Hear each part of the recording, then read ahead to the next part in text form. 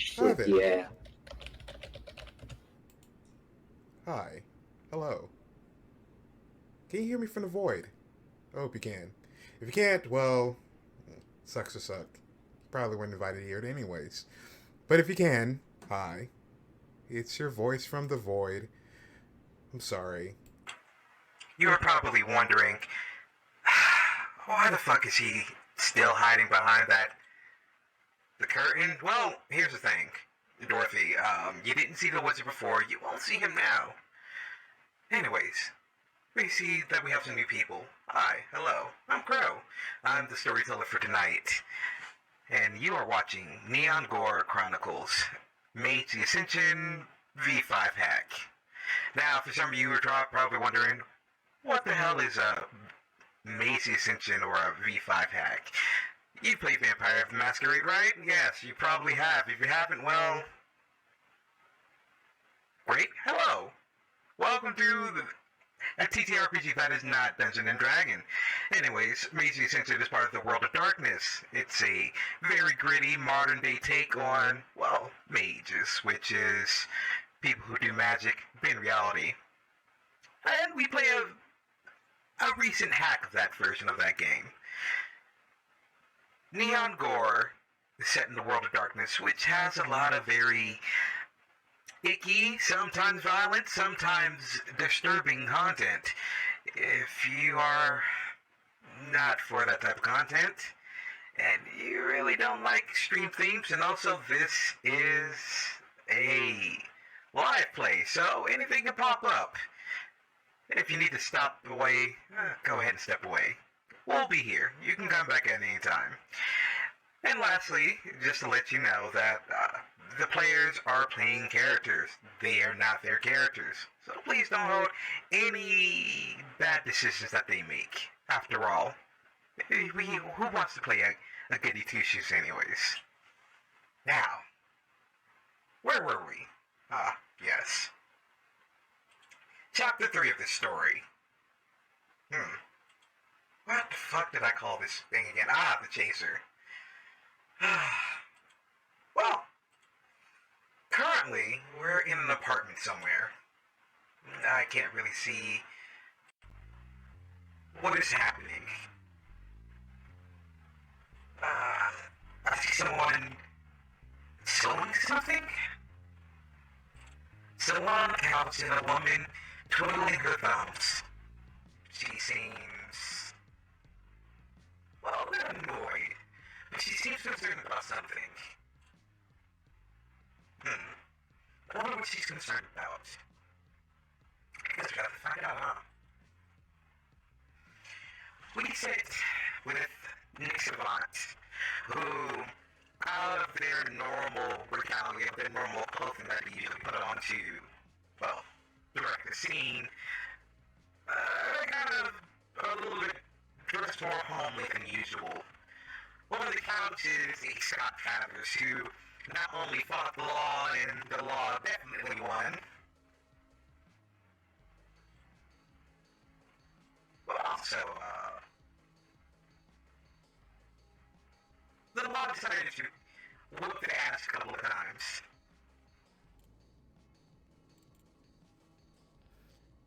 Kira is somewhere on their computer. We don't have to worry about Kira for right now. We'll get to the cat person in just a moment. Wolf person? We don't know. Anyways, we start our scene in the apartment. Linda, long-haired brunette with very sharp green eyes, sharp features, very pale, wearing a long red dress, taps her long nails on the couch as she watches Nick's work. Um, Scott decides that he wants to get up every so often to do something, say something, but she kind of makes sure that he doesn't do anything. Unfortunately, I'm sounding robotic. I can't do anything about it at this present moment for some reason. I promise I'll fix it in just a moment. But Linda looks over at Scott. Hey, did anyone tell you about the ground rules? What ground rules? No. No. Well, Do I look like I'm a person that lives by rules? We're making bold assumptions to say you look like a person most days in that getup, but sure, we can go with that. correct. You know what? He wipes some more blood out of his face. I'm enjoying the look. It's very metal chic, I guess you would call it. Sorry, you misspoke. I think you meant to say male shit. Wow! Do I have to sit here and take this? Really? Can I just Yes. kill him now? Well, here's the thing, dear. Well, I've been told to look after you. So no, you will be doing none of that. Especially after your display last night.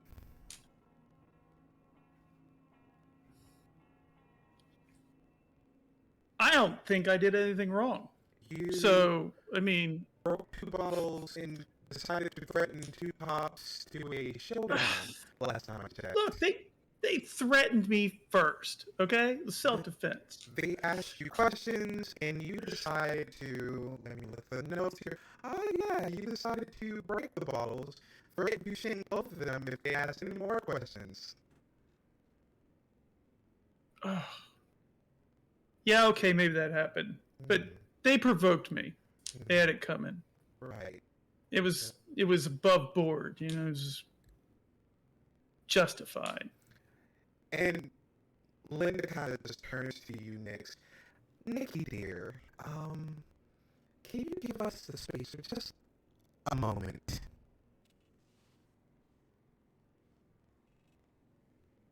Oh, God. I would be more than happy to.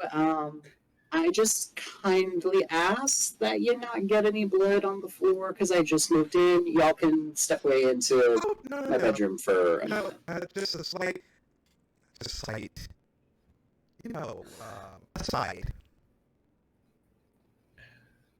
My bedroom is open, and if you do need to use the bathroom while I do some drafting for the patterns, you're more than welcome to as well.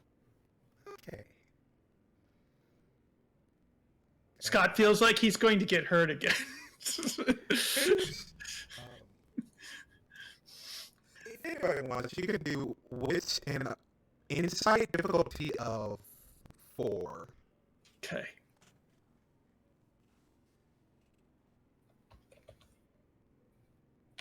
This isn't going to happen.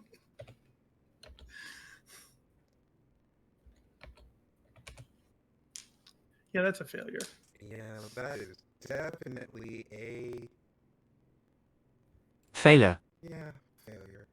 So you try to suss out what it is that Linda might be thinking, but there's just a small, warm smile on her face. Nothing that you can cipher. Next, she kind of looks at you almost with a toothy grin that just spells out, yeah, I need the space immediately. Fuck. Doors open. You can use it. I'll let you know if I need either of you here to take more measurements or to test something. Or it's be safe. Nix is also looking a little uncomfortable because that means they're going to be left alone with the lawyer, but you know what?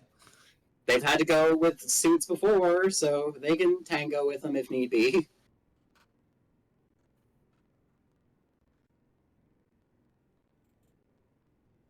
Okay. So, Scott, I need you to roll for me. Let me look this up, because this is going to be an interesting roll. No. This is going to be a composure roll. Composure and resolve. Difficulty of 6. Okay.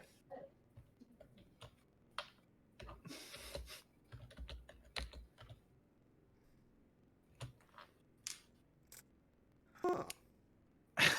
Yeah. Even with a willpower reroll, I couldn't. Yeah. No. I'm probably not going to. No. I'm just not even going to try. Multiple plans for this. Oh, God. Okay. Well, unfortunately for you, this is a Failure. Yeah, it's a failure. So as you're sitting there and she kind of watches Nixa leave, you can feel this dark energy radiating off of this woman. In fact, you don't even see her head. You see the back of her head, and you can just feel whatever it is that she's conjuring up. It's going to fall back on you. And as Nixa leaves, she turns and her eyes goes pitch black. Her hair has turned stark white, and she looks like almost haggish, like Baba Yaga. Yeah. She kind of grips her fingers at your neck, and you can feel all of this fear. You've never felt this before. She's I'm scarier sorry. than Maxwell. Okay, I'm sorry. All right. God. And she just goes, "Now listen here, you little shit. What you're not going to do is fuck this up for me. Okay? Not on the days leading up to the Met Gala. You will not do this, Scotty. Promise me, Scotty, you won't do this. Whatever you say. Whatever you say. Okay? Because if you It's do, cool. I will end you, Scotty. Scotty, I will end you if you do this. Don't play with me. Okay? Okay. Behave." Okay. Yes, ma'am. Okay. All Damn. right. Okay. And she goes back to her regular form. You do, however, lose. You do take 2 superficial willpower damage from that. Okay. That makes sense. Her form cracks back into place, and she's back to looking like the regular Linda who's sitting on the couch. And she just calls up to the other room, Nikki, dear, thank you for giving us Yes, space. madam? I'm so sorry about that. Don't worry, Scotty will behave, right, Scotty? Yeah. Scotty. Oh, Yeah. okay. All right. Ooh. We just had to come to an understanding. See, I don't understand why Maxwell has a problem. There's no problem here. Done it all. He's broken right now. He's just like, oh, God. He's trying to recover from the nightmare that he just had. Nick, you just see her just smiling as if she's done nothing wrong.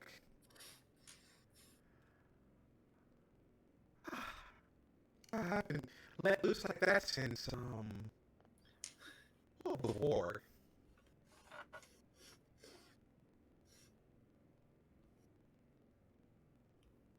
That's You know terrifying what? then, too. Not my business. Actually, Scott, I do need to take some extra measurements, so if you want to just come over here real quick. He's just going to get right up and come over. And Nix will just take up tape measure. They're getting like a few, not obscure measurements, but measurements that are like, oh, you're not just following like a cookie copy paste pattern, like you're actually drafting like the neck like measurements, specific like for the chest measurements, not just like waist, but also like distance between neckline and the waistline, and also like distance between the neckline and a bust line, just in case they want to go for an androgynous look or something. And they're just kind of writing notes in their black little book.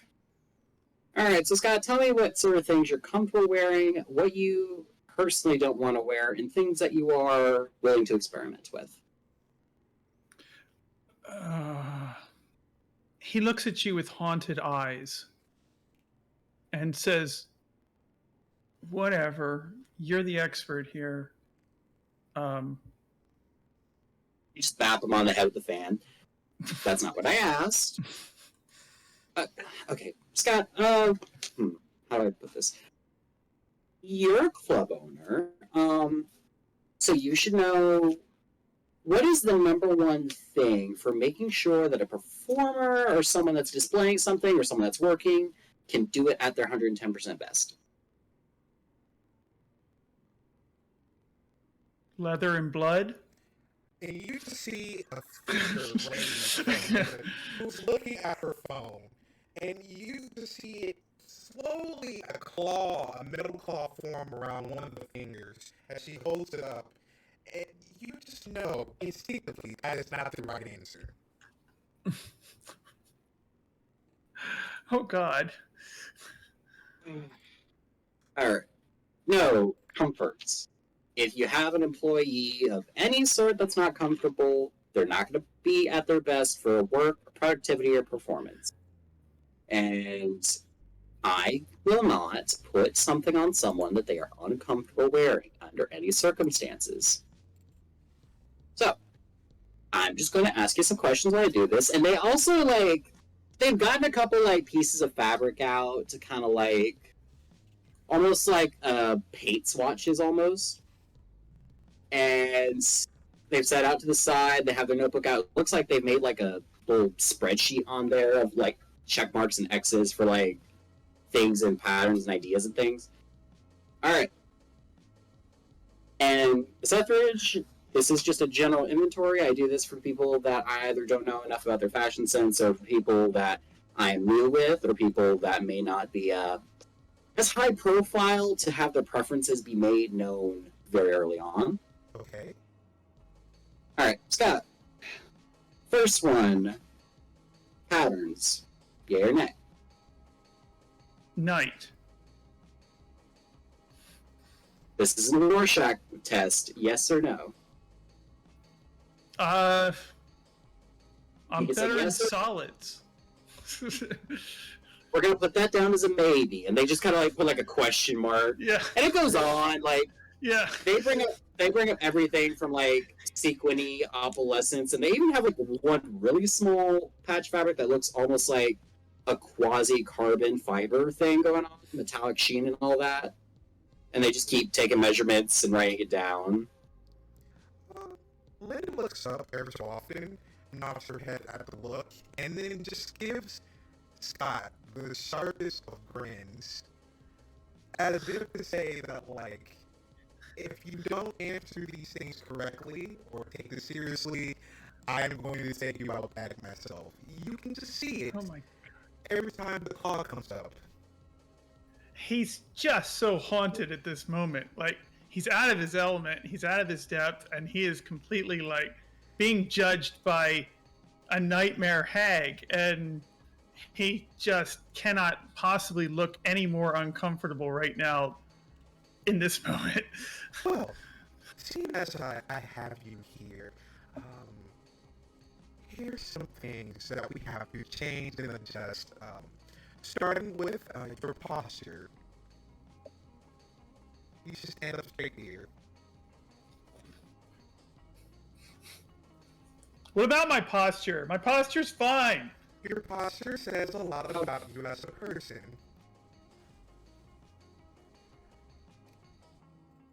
A straight back gets you a lot of opportunities, but a weak back will have you broken in half outside in the gutter Oh, God. with rats. He tries to stand up as straight as possible. Shoulders back here. Yeah, he just throws them back.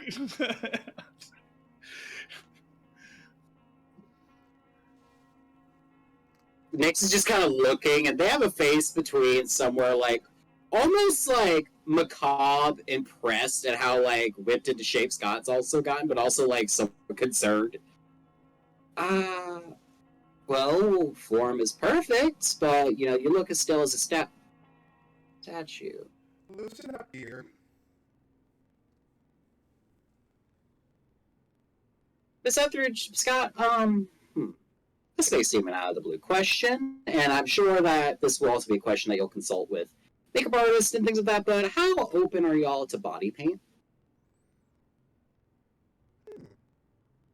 We'll be anyway, He looks to Miss Etheridge before he answers. Oh, I'm perfectly fine. And how about you, Scotty dear? And there's just like this moment of silence where she's staring at you, waiting for an answer. And the silence is loud. And he turns around to Nyx and he says, yes! In a kind of traumatized voice. Okay, then. And they think about it, they look at their sketchbook and flip through a couple pages. Some of the pictures and all that have been, like, paperclipped to a couple pages with some drawings. And then it's just, like, a really quick flip towards the back. And they start scribbling. Statue. 1860s, 50s, Italian. Burlesque. Linda gets up and she Mage. walks around looking at Nyx's apartment. Every so often you see her draw something with her finger up in the air. But she stops looking at the two of you and stops paying attention for a while. As if to look for something in the air. Is she drawing symbols? Wits and insight difficulty of 2. Roger. Wits and insight, which is actually an okay pool, but you know what? A lot of Nyx's pools are made to be okay across the board. So you know what? Right on the money. 2 successes. Yeah, success. So you can tell that she's not drawing anything that you've seen before. But she's definitely drawing symbols. She's not activating anything. From her body language up into the way she spins around, you can tell it's not as if she's actually casting. Maybe taking notes, maybe notating stuff, or maybe even looking into something, but she's not actually casting.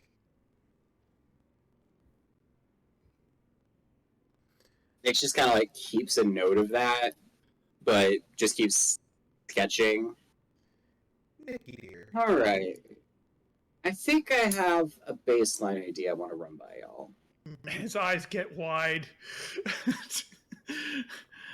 And they set down like the sketch on a coffee table, get on the other side, and they motion for Scott to come in so they can show everything. Basically, what they've sketched out is a pair of matching looks. For the feminine look, it is very much in the vein of early Italian burlesque, but it's also made notes to like earlier architecture, like just on the edge between early Renaissance and like late Middle Ages Italian like architecture. Almost like as if one of those Roman or Greek statues, had come to life and had decided to become a burlesque dancer.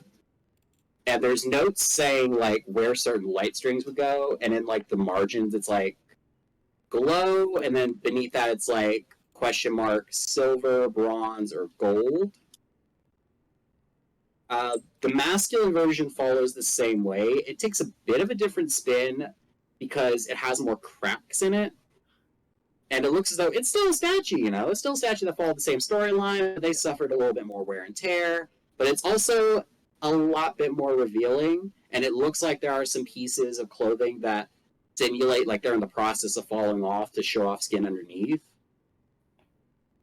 Everything is PG. There are fabrics and meshes and pasties for places where they need to be.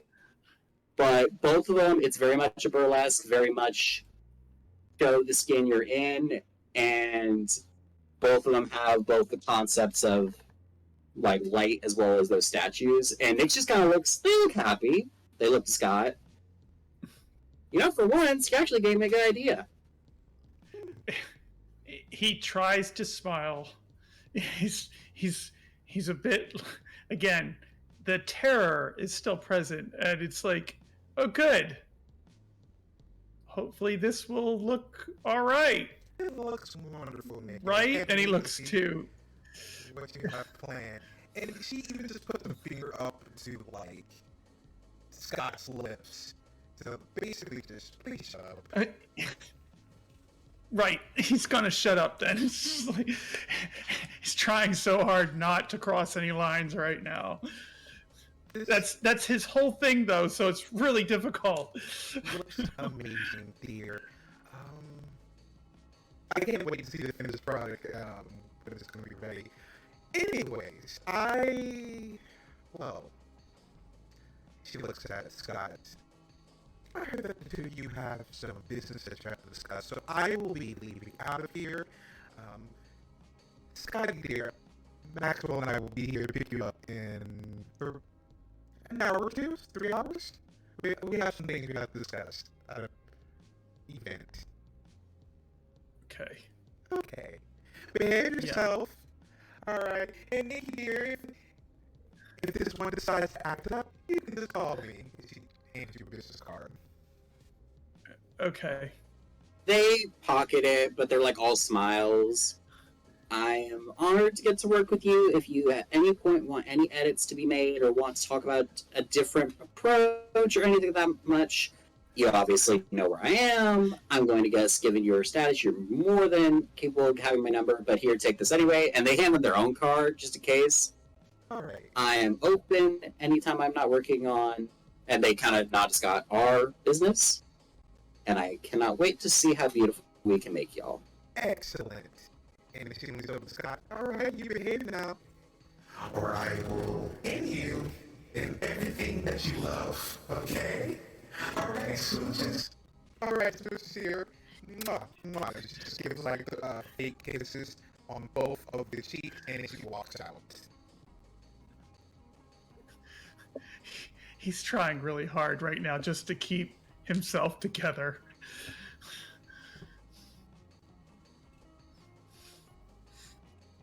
She's terrifying. Has Maxwell also left, or are they still there? No, Maxwell left hours ago. Maxwell would rather like set himself ablaze and actually just sit there and one, babysit Scott, and two, do it anything else fashion. Nick just silently goes over to a mini fridge. Or no, not mini fridge. They're enough of a person to be like, I will not take anything but a normal fridge. And they fish out like a cheap beer, just sit on the counter for Scott. I don't know what the fuck you've gotten yourself dealt with, but I'm not going to ask questions. Fucking nightmares. And he grabs the beer and thanks them. Just thank you. And he pops it open and just guzzles it all down, like just drinks it all down at once. Just slams it down because right now any amount of alcohol will be better than no alcohol in his system. I looked at the phone. Did Kieran ever give us their phone number? No, they never did. No. He's just looking through their contacts like, what was Kieran? Scott, do you know like how to contact him? Fuck. You know, the last 24 hours have been kind of a blur for me. He's starting to try to relax now. He's like, I can't remember if they gave us a phone number or not. Oh, great. Let me think. Where would a femboy with wolf ears usually be able to be found? And Which? And as you say this, as you click on the link to go to Twitch and search through everything, we watch this camera pan through the internet, through different forums, different social media platforms, and also put itself seeing a bunch of different streamers. We see a few campaigns. D&D, Critical Role is playing. We see a section where there's VTubers full stream and also streams for someone sleeping, but at one of these streams, a VTuber is slowly finishing going live. Kira, how do you sign off to your audience?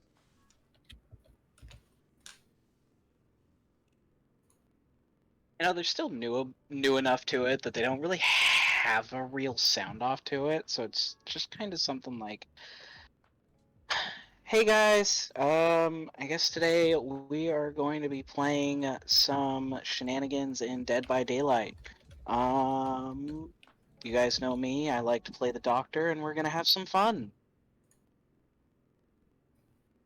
And he would, they would start the stream, and it would show anyone who's played Dead by Daylight knows what the Doctor looks like, the freaky smile with the pulled back eyes, like something you wouldn't picture going with Kira's actual appearance.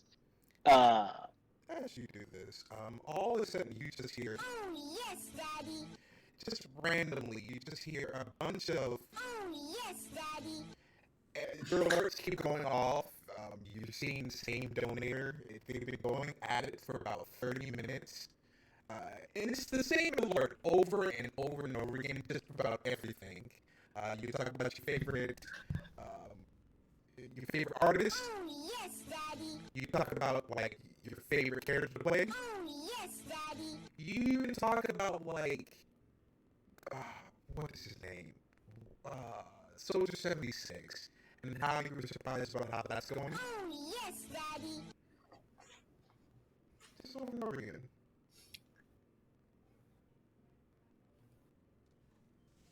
Usually one to kind of like they acknowledge their donations, but not usually while they're in the middle of something. So, eventually after seeing the same notification from the same donor so many times, they would look over and see, like, who is this person and why are they picking this one? You look over and you see that you realize that this is one of those weird chatters. It has a bunch of string of numbers. It's nothing but eights, and you look and you say, "Is eights in digital, Daddy?"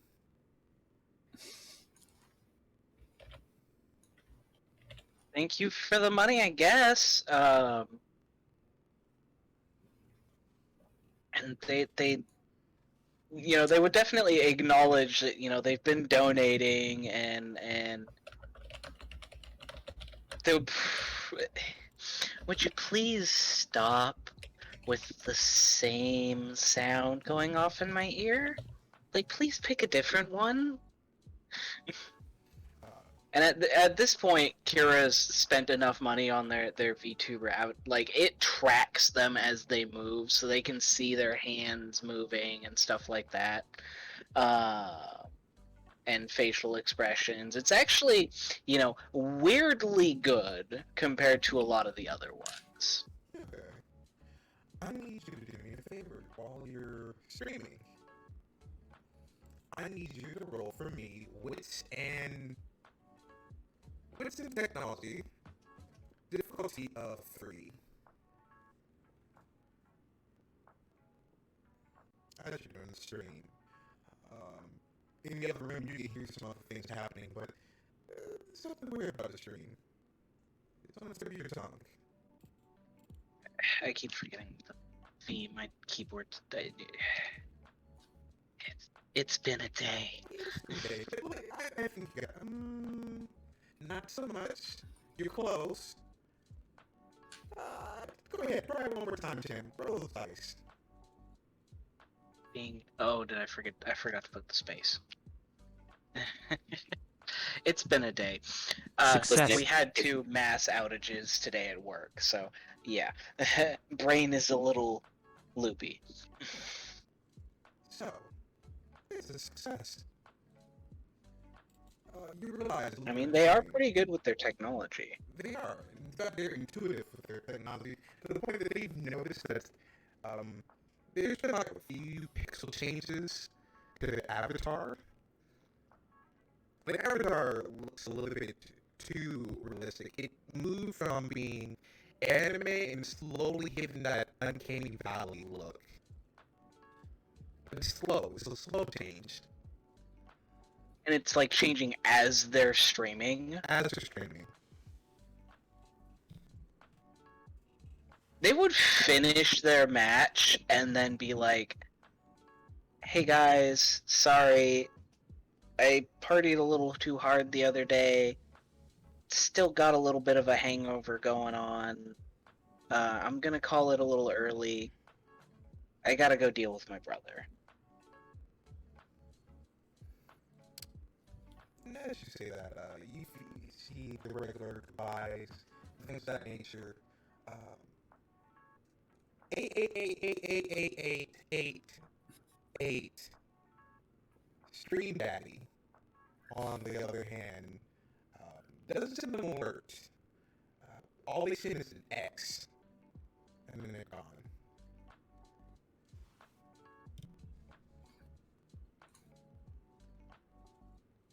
Weird, but okay.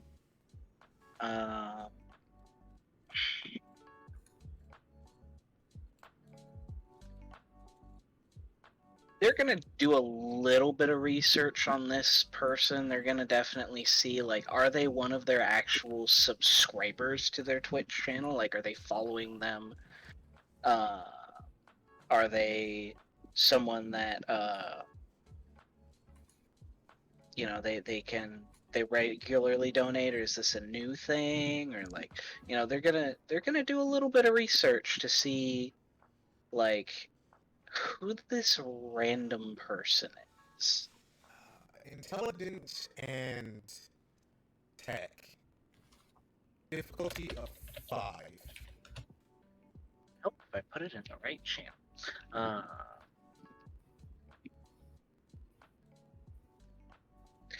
That was closer than I thought I would get, but not a success. Unfortunately, yeah, that's not a success. In fact, that is definitely a Failure. failure. So, the weird thing about Bunch of Eight's daddy, Stream Daddy specifically, is that there's almost no record of them. And the more you dig, the less you can find. They're not a follower. They're not a watcher. They donated to you. By the time you ended up with $500 for this one stream. But there's no record, anything, nothing connecting. Not a PayPal, not any other account except this one Twitch account, which has nothing, no streaming, no nothing, no information. You think, okay, just run a throwaway account, but even as you get deeper, because hey, you have the technology to do it, there's no paper trail. Nothing. When you Google it, it's just this one thing, and it shows up for nothing else. Weird. But not necessarily unheard of. But they are still going to, call the stream for the day. They're going to call it a nice, easy day. They, $500, give or take, is goal for them. Most people, a lot of people don't make $500 in a week, let alone a day. Exactly. That's probably more than what they normally make. Exactly. It is weird. And they don't have any of the spheres that would be required to do magic to find them, so I can't do that either. So sad. Anyway, they would, however, they wouldn't remember Scott, really. Like, they remember what he looks like, but he's not the one who stood out to them. He would remember making the agreement with Nyx, and would probably spend some time doing a little homework on them to make sure that they know who they're dealing with. As you say this, you hear a knock on the door. The main door, the house door, not your bedroom door, but you usually keep closed unless Buck, maybe Saint come in. But it's the main door. Someone's knocking on it.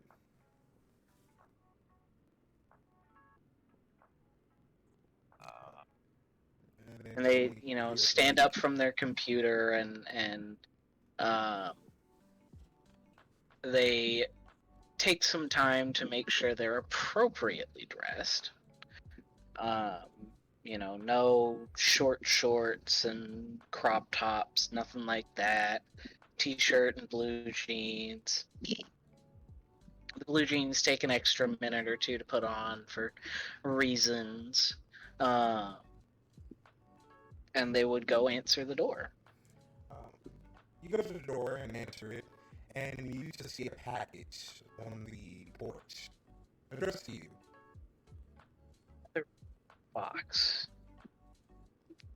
I'll pick it up, figuring it's probably some Amazon box they forgot that they ordered, and they'll walk back to their room, throw it on the bed, grab a pocket knife off the, off their dresser, and, flip it open, pop open the box, and look what's inside. Picking it up, you realize it's fucking heavy. It's like someone put in 12 bricks, cement brick blocks, and for you trying to carry this, it's a lot. Yeah, I was gonna say, heavy is probably an understatement. Yeah. But you cut open the box, and you open it, and you see another box, but this time it looks like a fireproof box, a safety box. But as you look around, Like you a don't safety see. deposit box. Yeah, only thicker, bigger, and bulkier. But you don't see an opening. They're gonna, instead of like trying to pick up the box outside, they're just gonna flip the box upside down and do the wiggle that everyone knows what I'm talking about, where you have a box that fits too well inside of itself, and kind of wiggle it out of the wiggle it out, and they're gonna take a minute to try and examine it. Let me see. What about the appropriate role for this would probably be wits and either investigation or wits and let's see, what do you have? I do not have investigation, but I do have awareness, occult, Yeah. academics, insight. This be wits and awareness, difficulty of 4. Trying to go through this box. It's not a bad looking box. It has no markings or anything like that on it from first glance. Yeah, they're still out of it, still recovering from the party. That is a failure. It is 2 successes, Failure. but not quite all the way. Yeah, it's unfortunately a failure for you, but I mean, it's been a long weekend. You used to taking L's at this time, and you keep looking at the box to see maybe there's something I'm missing, but nothing. You just have a big stone on your bed, just laying there.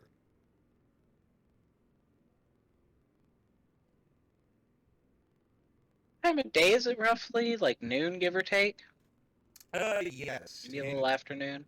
It's noon-ish, a little afternoon because, Buck is still at work, and Saint is doing Saint things. You really don't. Doing Saint things. Yeah, you don't know what Saint does. Just that Saint does a thing. He does people. But no. What do you do now for the box? While this was addressed to you, the name on there is generic. John The Smith. generic name. It's just John Smith, and even where it's delivered from, it's not. It's from down the street postal service. That's the address is given. So there's not even a trackable address on it. No. Someone playing a prank on me, I guess. And they'll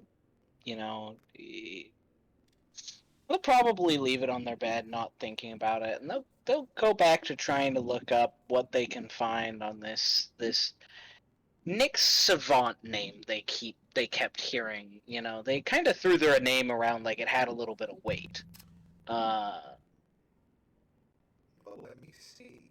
You don't have application, but Well, they're doing it through a computer.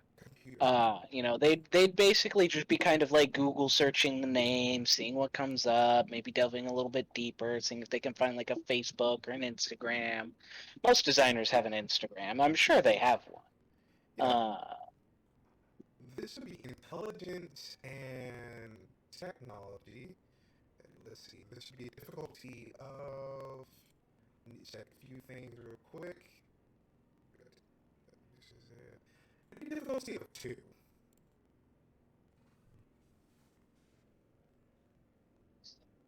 Technology, so that's 5 dice at a difficulty 2. Yep. That is 3 successes. 3 successes is definitely a Success. So it's easy to find things about Nick Savant. One of the few things you learn is that they are considered a fashion prodigy. They've won multiple awards. They've interned with 2 of the best fashion designers, one of them being a Dr. Finch, who was pretty much an engineer at one point, but got bored with it and became a fashion designer, got bored with that. Did something in New York teaching, got bored with that, decided to become a teacher somewhere else, got bored with that. They're famous everywhere. You can't turn anywhere without seeing the name Finch. Nick Savant by themselves, however, you see a few posts, a few things about the designs that they've made. They're up and coming. But nothing like a past. It's just mostly current Nothing stuff. too crazy. Yeah. Is at least one of them a social media account? I should have to ask. Does Nick Savant has a social media account? And is it active? Actually, Nyx does. Nyx Does has it accept DMs from random people? Nyx has closed off Instagram DMs, but Twitter DMs are open. And, the content between the 2 of them, it's like mostly like I post on one and then post on another, and it's like mostly the same. Occasionally there's just like some random one-off like text post on Twitter, but basically it's just looking at designs, looking at fabrics, some of the runways they've done, things of that nature. So yeah. Kira would, remembering that they had agreed to meet up, within a couple of days, do the responsible thing, remembering that they hadn't given a phone number, shoot them a message on Twitter, and their Twitter handle is like Catboy with a bunch of numbers after it. I mean, it's super kind of generic, but also describes them surprisingly well. Before you do that, give me a willpower roll. Difficulty of 3. Oh no. I have a cat attacking my foot. Give me 1 second. My cat decided they wanted to get the zoomies and attack my feet. While you're doing this, we would like to let you know that, unfortunately, our stream is not sponsored by cats. Cats. Those dead cats who are not your pets, they are your roommates, maybe your overlord, and maybe the assassin sent to kill you. Cats. No, I am not being forced to read this against my will. Cats. Come here, bud. That is a success, though. That is a success. Success. Come here, buddy. You feel there's like this force was keeping you away from typing this message out. You can hear and feel this murmur, this feeling of someone holding you back from contacting this person. But you kind of shake it off, just jitters from the other night. Nothing to worry about. Yeah, a little bit of nervousness. They only met him for a little bit. And they kind of, held their name like it had a lot of weight, especially amongst their community. But the message would say, it would be like, hey, we met the other night. Here's my address. There's like there's a good 5 minutes, because when Nyx gets that, it's like, okay, who is this? And they're going through all of it, and she's like, that's our wolf, cat, boy person. And the message that comes back is like, that's cool. Here's mine. I already have Scott here. And they send their own address. Yes, exchanging addresses over the internet. So secure. Anyway,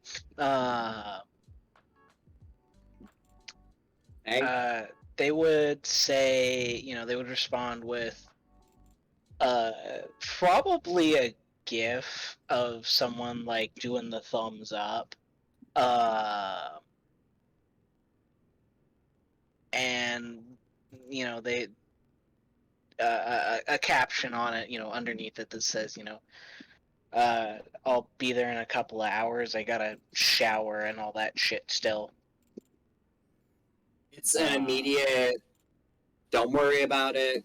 You can use mine, just get here ASAP. We don't have too much time before things need to happen. So you send Okay. this out. But Nyx, as you're about to type something else, all you can hear is, "Hey there, Kira.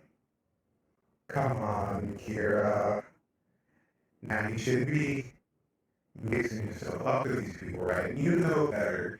You got hurt the last time you did this. Come on. You gotta respond to this. You gotta respond to them. You remember what happened last time." Kira's hearing this or Nyx? You're hearing this, Kira. Okay. Yes, I remember what happened last time. But I also made an agreement. You know And- you're getting broken. Oh, don't bullshit me. Who knows you better than me? Nobody knows you like I know you. You haven't even thought about about me.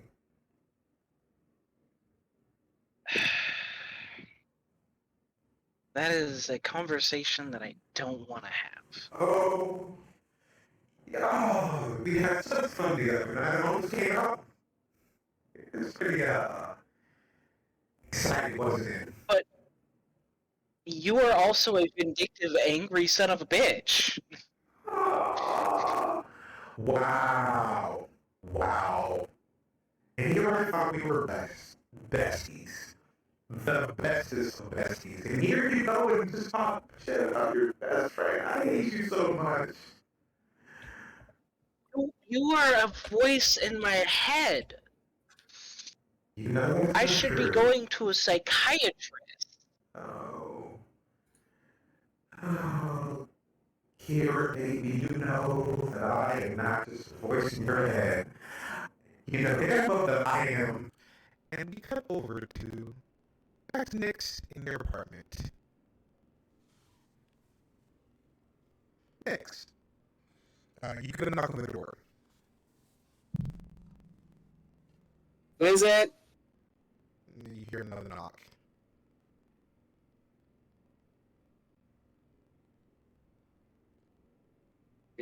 Every time. And they go over, and they kind of like try to look through the peephole. You don't see anyone.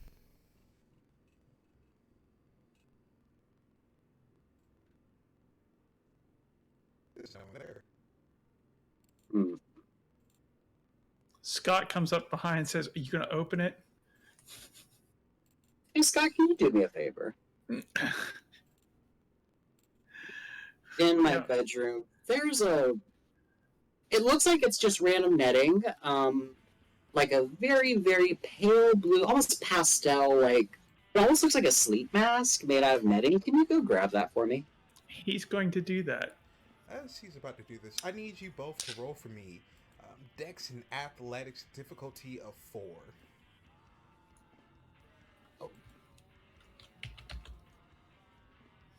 Alright, Dex, which is not actually a bad pool. Wow, English. Listen, y'all, it takes a lot of brain power to make the words go words. With a little willpower, that's a success. Do I have willpower to spare? Yes, I do. Yeah. That is also a success with a little bit of willpower. Wow, for both of you, that's basically a Success. So, you are able to jump out of the way of the door flying open. It comes off the hinges and hits the other side of the wall, and it breaks and shatters all over the floor. You watch as you see two hulking figures stand in front of the two of you. Saying nothing, you see one with a bat hit the floor of your apartment and crack it. The other one takes out what looks to be a hook gun and points it at Scott. And unfortunately, you two have entered combat. Fuck. So, All right. ladies and gentlemen, hi, For thank once, you. it's not me causing it. Yeah.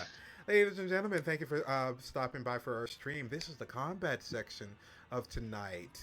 Maybe the first, maybe the second, we don't know. However, I need you two to tell me what it is. Let me see, because we do things differently. By how we do order, we do it by dex. Tell me what is your dex, and looking up the stat that is for this one, dex and athletics. Tell me what is your combined dots. The total number of that. Six. That is also 6. Okay, it is tie. You guys have a 6. Let me see, my guys. Only have a 5. You guys go first, so tell me which one wants to go first. Nix, I'm giving it to you. All right. And we are going to do some magic. Oh, okay. Nix is looking at these two that are like busting up in their apartments, like, come on, man, like, what the fuck? You know what? I'm pissed off, and we are going to use Forces 2 combined with Matter 1, and Nick's just going to look to them both and just kind of shake their head. Let me illuminate a couple things for you. And they're going to like start, almost like they're trying to take off their glasses, like their sunglasses, but they're tilting them. And they're trying to catch the light to blind them both in the eyes. Not really as much damage them. They don't have enough control to do that. But enough to blind them to give Scott some time to do something. Because if you're going to look like a metalhead that's dipped in grease, you better know how to fight. Or Nix is going to be upset. Yeah. Okay. Let's see. Go ahead. Make that a roll for me. And you're trying... Describe the effect one more time, because I can tell you what the success that you need for this to happen. They're not trying to cause damage. They're trying to use the sunglasses and use Matter 1 to conduct it through them, and use Forces 2 to bend light to hit these two in the eyes to kind of like stun them with the light. Okay. It's kind of like when you use a compact mirror to be a dick to someone, to be like, now you're blind, now you're blind. All right. That's just difficulty of 2. Also, let's see. Difficulty of 2. They're not wearing sunglasses or anything else to guard from that. So yes, you go ahead and roll the effect. Roger. And I will see how they respond. Yeah. Oh no. Oh, thank God. That was always bad. You didn't want it to be spicy? Yeah, that is... Listen, basically... I can take spicy wins, but not spicy fails. Yeah. So Success. Success. You go and you shine this light into their face. The two of them back up and they're stunned for a round. Scott, it's your turn, and then we will go back to being Nix's turn. Okay. Well, Scott is looking around for anything that resembles a blade or something sharp in Nix's place. Is there anything at all like that he's going to be able to grab right away?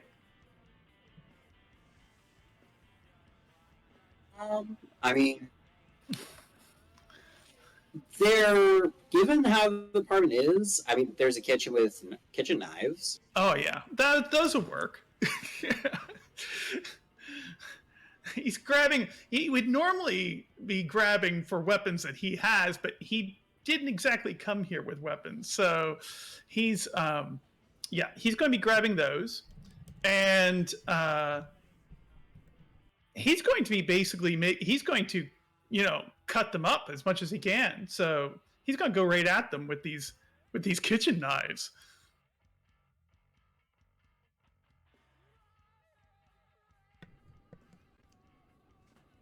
Let me see. What are you trying to do? One more time? He's going to grab some kitchen knives, Okay. the sharpest ones, Okay. and then he's going to attack them.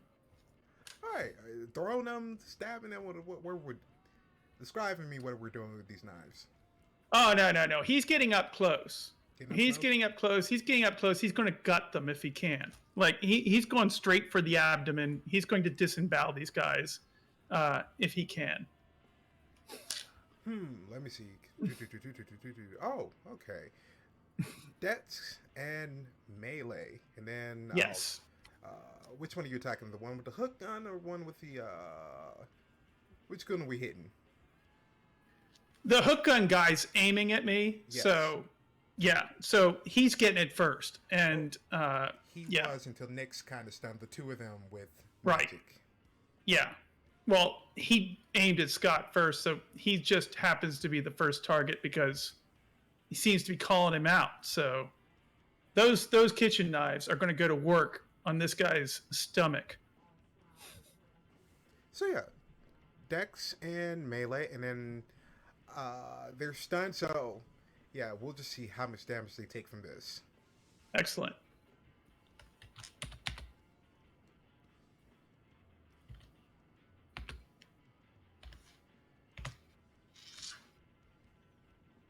And I'm going to throw some willpower into that and get nothing. So 5 successes. 5 successes.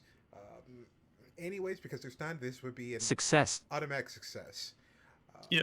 You stab this individual, and you realize as you put this knife through and you put it in very deep, and it hurts them because you did this for 5 successes.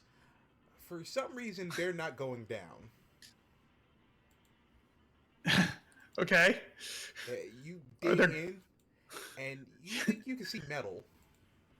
Oh. Okay. These guys are metal. Nyx, it's your turn. Does Nyx also see, like, oh, these are made of metal or some shit? Or is that too far away from them right now? You're not too far away from it. In fact, because you're so close, and it's in the opening of the hallway in your apartment, yeah, you can definitely see this.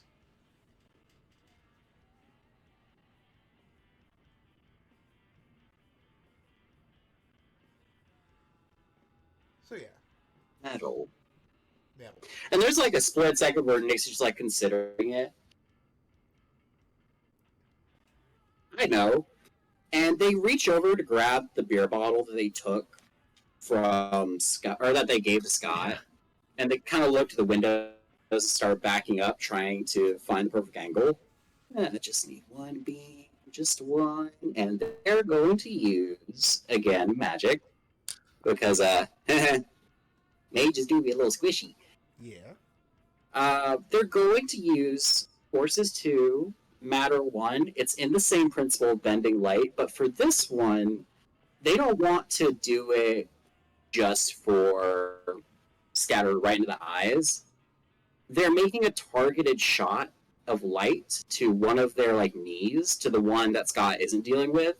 Because if they're made of metal and that starts to heat up and either melt or deform, they can put a limit on how fast they can move. Yeah. So because this is a trick stock, this will actually go up 1 for how many successes you need. So it's going to be a difficulty of 3. Alright. I need to take a second to remember. So quintessence gives you extra dice, correct? That is correct. Alright. Fuck. How much do I want to drop on this? Fuck it. We're going to drop 2 quint into this. Okay. And 2 quint down, so that brings us up to 6 dice. Now, Dice gods, don't betray me. 4 successes. 4 successes, great. So, for those of you who are just stopping by for the first time, quintessence, that is basically the energy that mages use to actually do magic with. More quintessence means more opportunity to succeed at your magic. It also means more chances of you blowing yourself up. But Nick doesn't have to worry about that because you get him right in the knees. And in fact, if that one girl from TikTok could see him now, she would just be going, "Stand up, stand up. Y'all be weak in the knees." And this one definitely is weak in the knees as he goes down. Now it's Scott's turn as he is almost arms deep inside of this Tin Man. Yeah. He thought he was doing Wizard of Oz one got- thing, yeah, but Wizard of Oz got weird. yeah.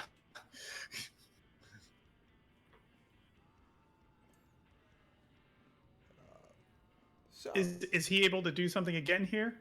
yeah. Okay. Well, seeing that he's made of metal,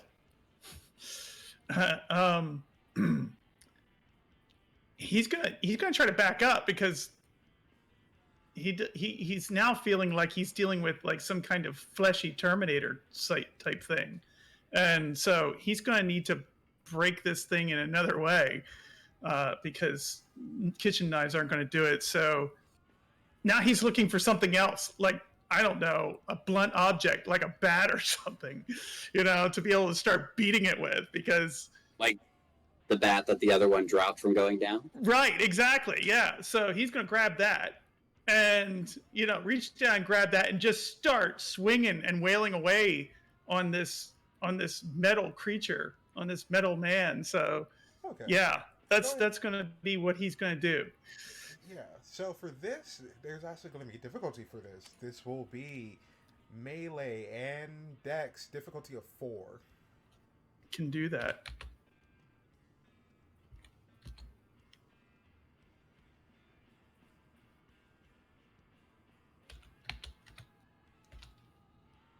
Success. Yeah, that's definitely a Success. So you're able to go and start hammering on this metal man. Bam! And even still getting off from being stunned in the eyes and being stabbed in this metal chest, he starts blocking himself over and over again, but you keep slamming and slamming and slamming, and he goes down. But unfortunately, it is now their turn to retaliate. The first one, not the hook gun one, holds up a hand. And I need to make a roll for this creature. Difficulty of 3. There you go. Let me see. Can I go? I'm in danger. Oof. Oh, Nix, no. I need for you to Aye. make me Dex and Athletics difficulty of 4.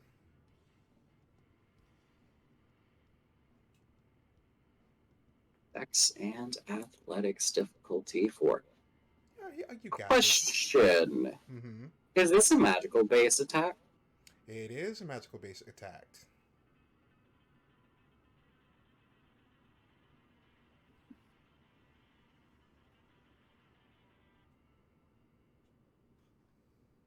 I don't know if I want to risk it because I don't have a spear combo that could work too well with that. So we're just going to make that Dex athletics for now. Yeah. Don't worry, guys. Everything is totally, utmostly fine.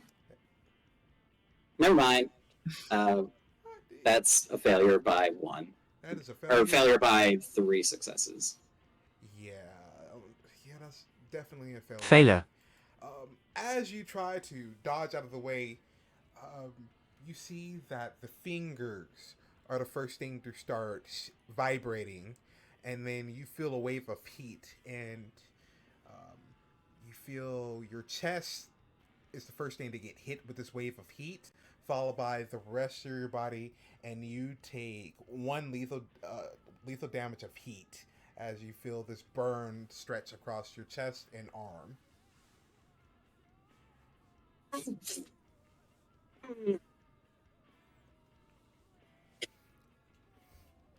to get serious. For you, Scott, you see that your opponent is looking down at you after you just put a knife in them and started wailing on them with a bunch of hits Yeah. with a blunt object. And he finally gets up. And I am going to activate a very special thing that this one has. Let me see. Let me activate the dice for this Oh, no. one. I get the very special thing. Of course you do. Okay. I need you also to make me a Dex Athletics roll, difficulty of 5. Shit. Come on. Woo! Yeah. That's a critical. 7 successes. You got a crit and 3 sevens. Ooh, Wow. that is Critical success. amazing. As this figure was about to go and grab you, you put your arm where he was already injured, and you move him out the way, and you almost flip him, and he falls and tumbles backwards as you get out the way. All those training and all that times that you were thrown across the room, all the Yes. times that Maxwell has pinned you up against the wall, has trained you for this one moment. That's right. It's all coming back. But it is now Nyx's turn. Righty. So Nyx is hurting a little bit. Not too bad, but hurting. Oh,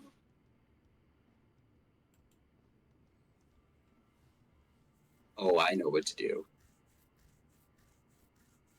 After seeing Scott do that, they just kind of look between Scott and this one. That eye color is just working for you. Here.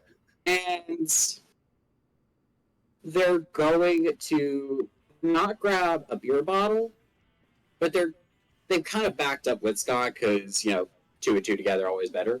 They're going to grab one of their fabrics, specifically that carbon fibery, not glittery, but metallic sheen fabric. Mm-hmm. And they're going to use it, but they're using it differently. They wrap it around their chest, and they're going to use Forces 2, and I need to read this, make sure I fully get that this would fit. Forces 2 Prime 1. And what they're trying to do is they're trying to put this, arrange it in a fashion to where it is basically consecrated. Because they have to do that before they do what they do next, or otherwise reality is not going to like them. Okay. But yeah. So this is already going to be a difficulty 2. So this is a 2-part roll. So this will be the first part of your roll. Mm-hmm. And then the next thing will have to happen at your next turn. Gotcha. So first one, just the pool versus difficulty 2. Yep. All right. Hiya. Oh no. Oh yeah. Oh wait, it was difficulty 2. Oh well. Yeah. So Success. I misread that. That's fine. You're able to knock this out of the way, and you have already got through the first part of your ritual. Scott, it is now your turn. Okay. Well, is there any way? I guess I could try to sense if these two are alive or have any kind of spirit to them at all, or whether they're just like automatons.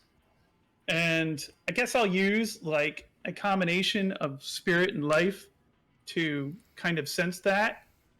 I figure 1 dot each, just to kind of figure out if they're actually living or whether these are just kind of mechanical, robotic. Yeah, if you're figures. just trying to see those patterns, that's just Yeah. difficulty of 1.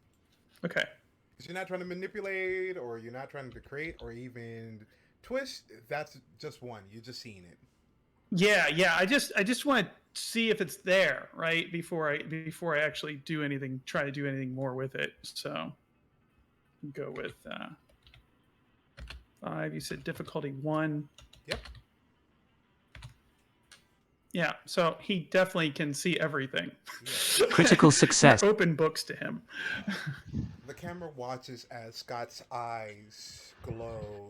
Both on one eye, this inky black sheen that covers it, and then on the other eye, it glows this pale green as he's looking and focusing on both of these automatons. And as he sees that, yes, there is a hint of spirit and a little bit of life in this, but it's mostly something else that he can't really put his finger on. But those are 2 fears that he does see. Okay. All right. Is he able to do anything else at this point? Yeah, because since he was just looking, he can do something else. Okay. So he wants to start short-circuiting, if possible, like snuffing out the or at least breaking the spiritual and life energy of these automatons in much the same way that somebody might pull the wires off of a robot. He's looking to try to see if he can maybe depower these, and if that doesn't work, then his follow-up action will probably be just more wailing with the bat. But he's going to try to see if he can disable them from the inside out. Okay. So, if you were using matter to assist it with this, it would be a little bit easier. But because you're using life and spirit, it's going to be a little bit harder. And especially since this is beyond something you've worked with, so this would be a difficulty of 3. Okay.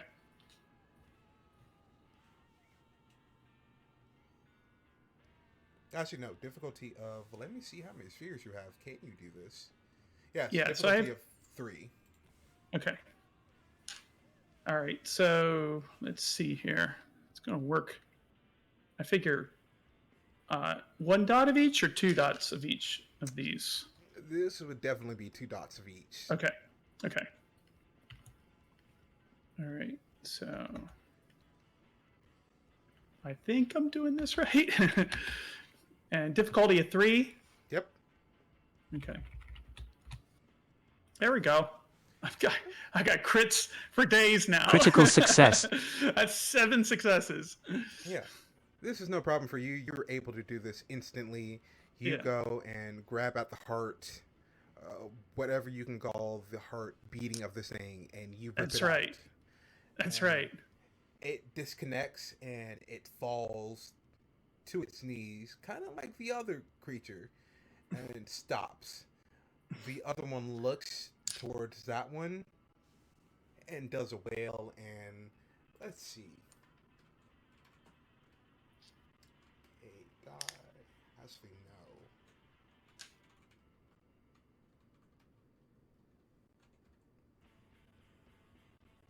no. Just for good measure. Okay.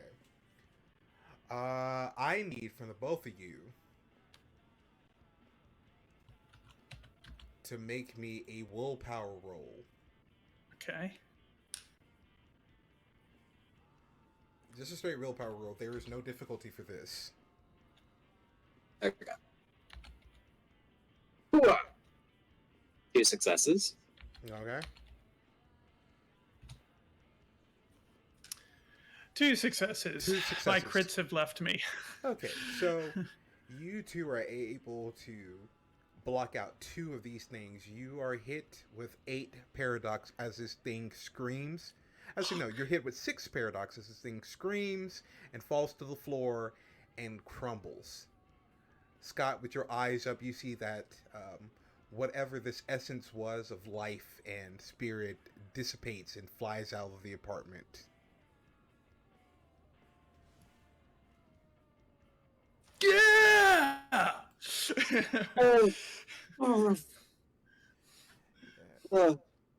Scott, as you try, you go and go for this. Yeah, you feel tired and you feel like you've just been beat up and went 12 rounds with Mike Tyson.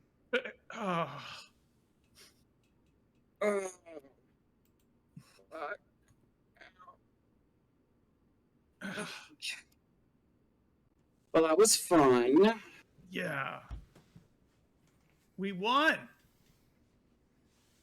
I feel like I got ran over by a Mack truck. Yeah, me too. That's normally how I feel. The important thing is the outcome. Whatever you say, let's just search him to see what we can find on him. Agreed. And Nix takes the smaller one that screamed, and they're like searching any pockets and just doing a general check over, like, is this one really dead, or was that a drama? Are they the drama? Wits and investigation, both of you, difficulty of 3. Okay. That's... Oh, right. On the good news, I won't be able to waste any more willpower today. Swings and roundabouts, y'all. And just remember, you both have 6 Oh, yeah. paradox. Yeah. Technically, Nyx has 7 since they already had one before, so. Yeah. But we made it. It's just all red dice now, so yeah. So, for those of you who don't know, who have been watching, hi, hello, this is Mage. You know those beast dice? You know, when you gain 100, you go up, and you can't re-roll those? Paradox and our little hack here are the same thing. And yes, you can go up a higher number of paradox, but that's something you don't have to worry about for right now, just my players. So, let's see. Neither one of you succeeded. So close. Failure. Yeah. Can we succeed at a cost? Is there a possibility there? You know what? You ask me all the time. I'm going to say yes. You can succeed at a cost. Yeah. Give me that cost. Yeah. So, Nyx, as you're trying to go ahead and search the stuff out, you see Scott already peeling through this automaton. You think you saw something familiar, but before you can actually say, hey, Scott, he's already pulled apart a lot of the robots, and he's found out that no, it's not alive, but he accidentally hits a button, and they start to disintegrate and then explode. Oh. And the fiery bits delete any sort of thing where you can distinguish where these come from or who made these. The signature on them is gone now. But at least you found out that they are A, not alive, and also B, very, very, very much a automaton contraption that someone made. Good job, Scott, pulling the red wire. Definitely dead now. Shut up and grab something to snuff out the little flames before my whole place gets set on fire. He starts doing the whole thing of beating the flames, beating the fire out with a carpet or something, like a rug.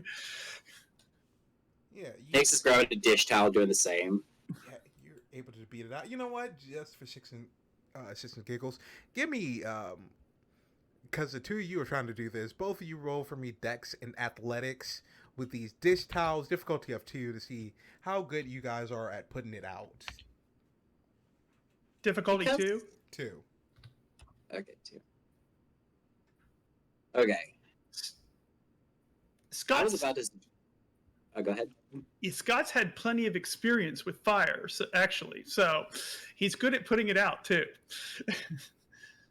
Oh, that was almost so bad. Success. Yeah. Apparently Nyx has as well. I think you guys are okay for right now. You're not the best firefighters, but you're able to put this out. And as we watch Scott very much proud of himself and Nyx very much disappointed with everything that has just went down, the camera pans back over to Kira's apartment, still searching for 888888888 Daddy, Stream Daddy. These 8s keep getting longer. I'm guessing these 8s are going to keep getting longer before the end of this series. Most likely. But no, after doing their little bit of a hunt, they would have given up. They were at least somewhat satisfied with the information that they found, and at this point they would be, despite Nick's saying to get over there quickly, they would still be taking a shower, at least.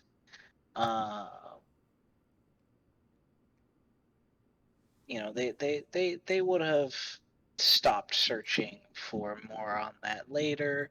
They'll go hunt it down later when they need to know more, if they show up on another stream. But for now, they need to make themselves look decent to be able to go outside, and not feel gross, because anyone who knows the South in summer, it's humid. Yeah. So you do all that, and you go outside your door. You finally taking a shower. You think, this is relaxing. Probably the best shower you had in days, especially the night you've had. Very much not a mood, not a vibe, but this is. Definitely. You go outside your door, shower door, and then you end up on a street corner of a street you've never seen before or recognized. In my towel. In your towel. Oh no. You hear a lot of club music. Yeah, they would. Oh god. They would start looking around trying to figure out what the fuck is going on. You look around, and the camera pans, watching this from first person. Street corners with languages you've never seen before. Some human, some esoteric. A lot of it very alien. You keep walking forward, and you see people singing on balconies. You see lanterns being lit and flown around. You see people dancing, wearing red. Excuse me. Some even running around throwing what looks to be like red dust. And you see a DJ wearing what looks to be like a red robe. She has large headphones on. She's vibing, moving to the music. Her eyes are covered with a large red and orange bandana as she keeps flowing. And no one pays attention to you as you walk around with just a towel on. When we come back to you at third person. This is very much not their scene, especially in literally just a towel.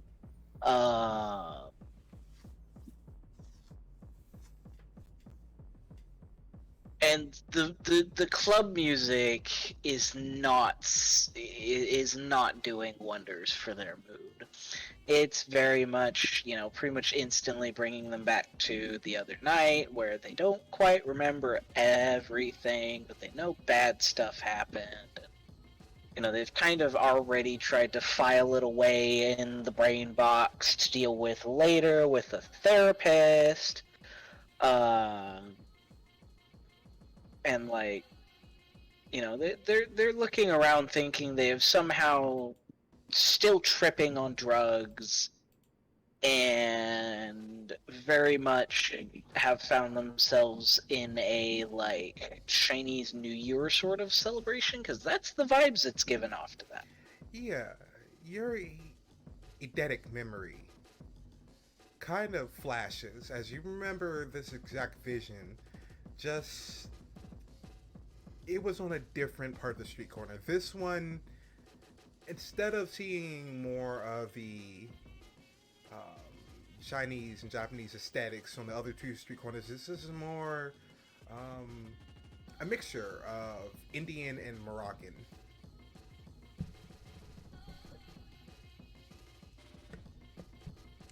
You keep walking, and again, no one is paying attention to you. At one brief bit, you can look up and you see that the DJ, her head is motioning towards you, and this weird tutting and dancing. And it looks like she's watching you through the blindfold. That's not creepy at all.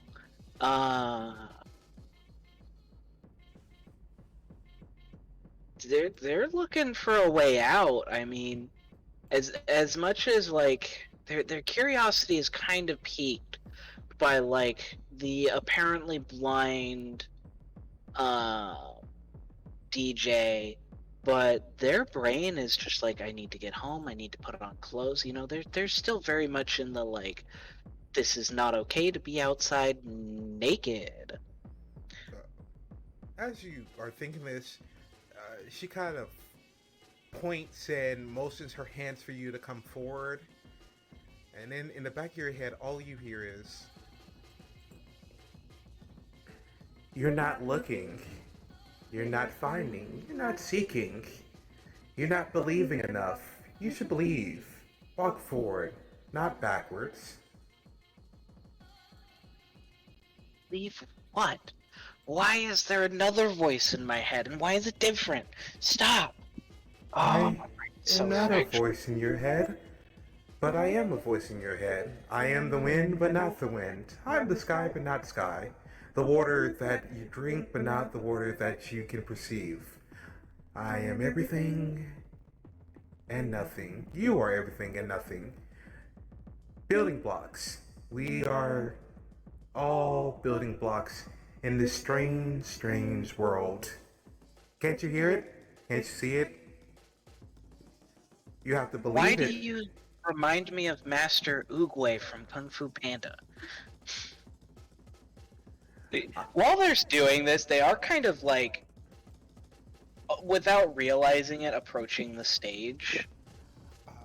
Give me a willpower roll. Difficulty of 3. You can't deny that their speech reminds me of Kung Fu Panda, though. That is a success. Yeah, it takes a bit, but you keep yourself, even though you're still walking forward, it keeps you from truly getting sucked into the vibes and dancing. It's almost like she's motioning as she's doing a snake charming dance and charming you over to motion with her. But you resisted. This is not you. This is not your vibe, and you definitely don't want to continue onward with whatever she has going on.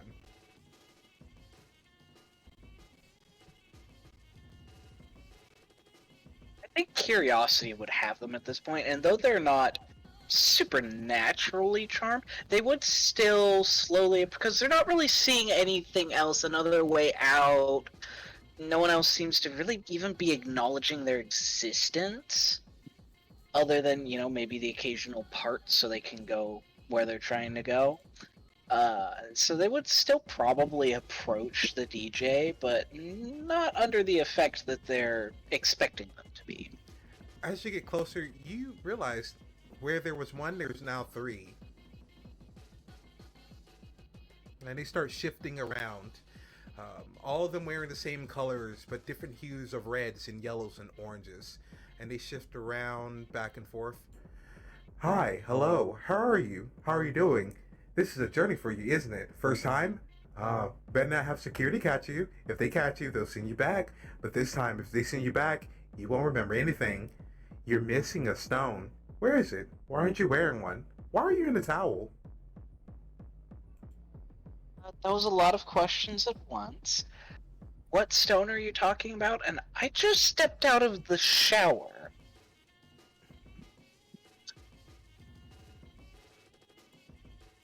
And they go in unison. Interesting. You are new. Well, you can't be here. Oh, you want to go back home? I think we can get you back home. Can't we? Can't we? We can. We can. Surely we can. Can't we? Can't we? Well, we must. We must get them back home. How do we get them home? I know. Maybe we should just throw them back in the portal. That fixes everything, right? No, the last time we threw someone in a portal, they kind of turned into stone and then disintegrated. No, we have to send them back the way they came. The way they came? Yeah, the way they came. Do I Wait. need to find a shower? And you just watch as they all gasp, and you see as they reach forward, they're on the balcony and you're still in the ground watching them. You see 12 ethereal hands, all reds and orange and yellows, grab you and force you backwards. And everything is trippy in colors, and sound is louder than usual. And then it stops. And you're back in your bathroom. You tumble over, your door is open, and you hit the shower, and the water turns itself on.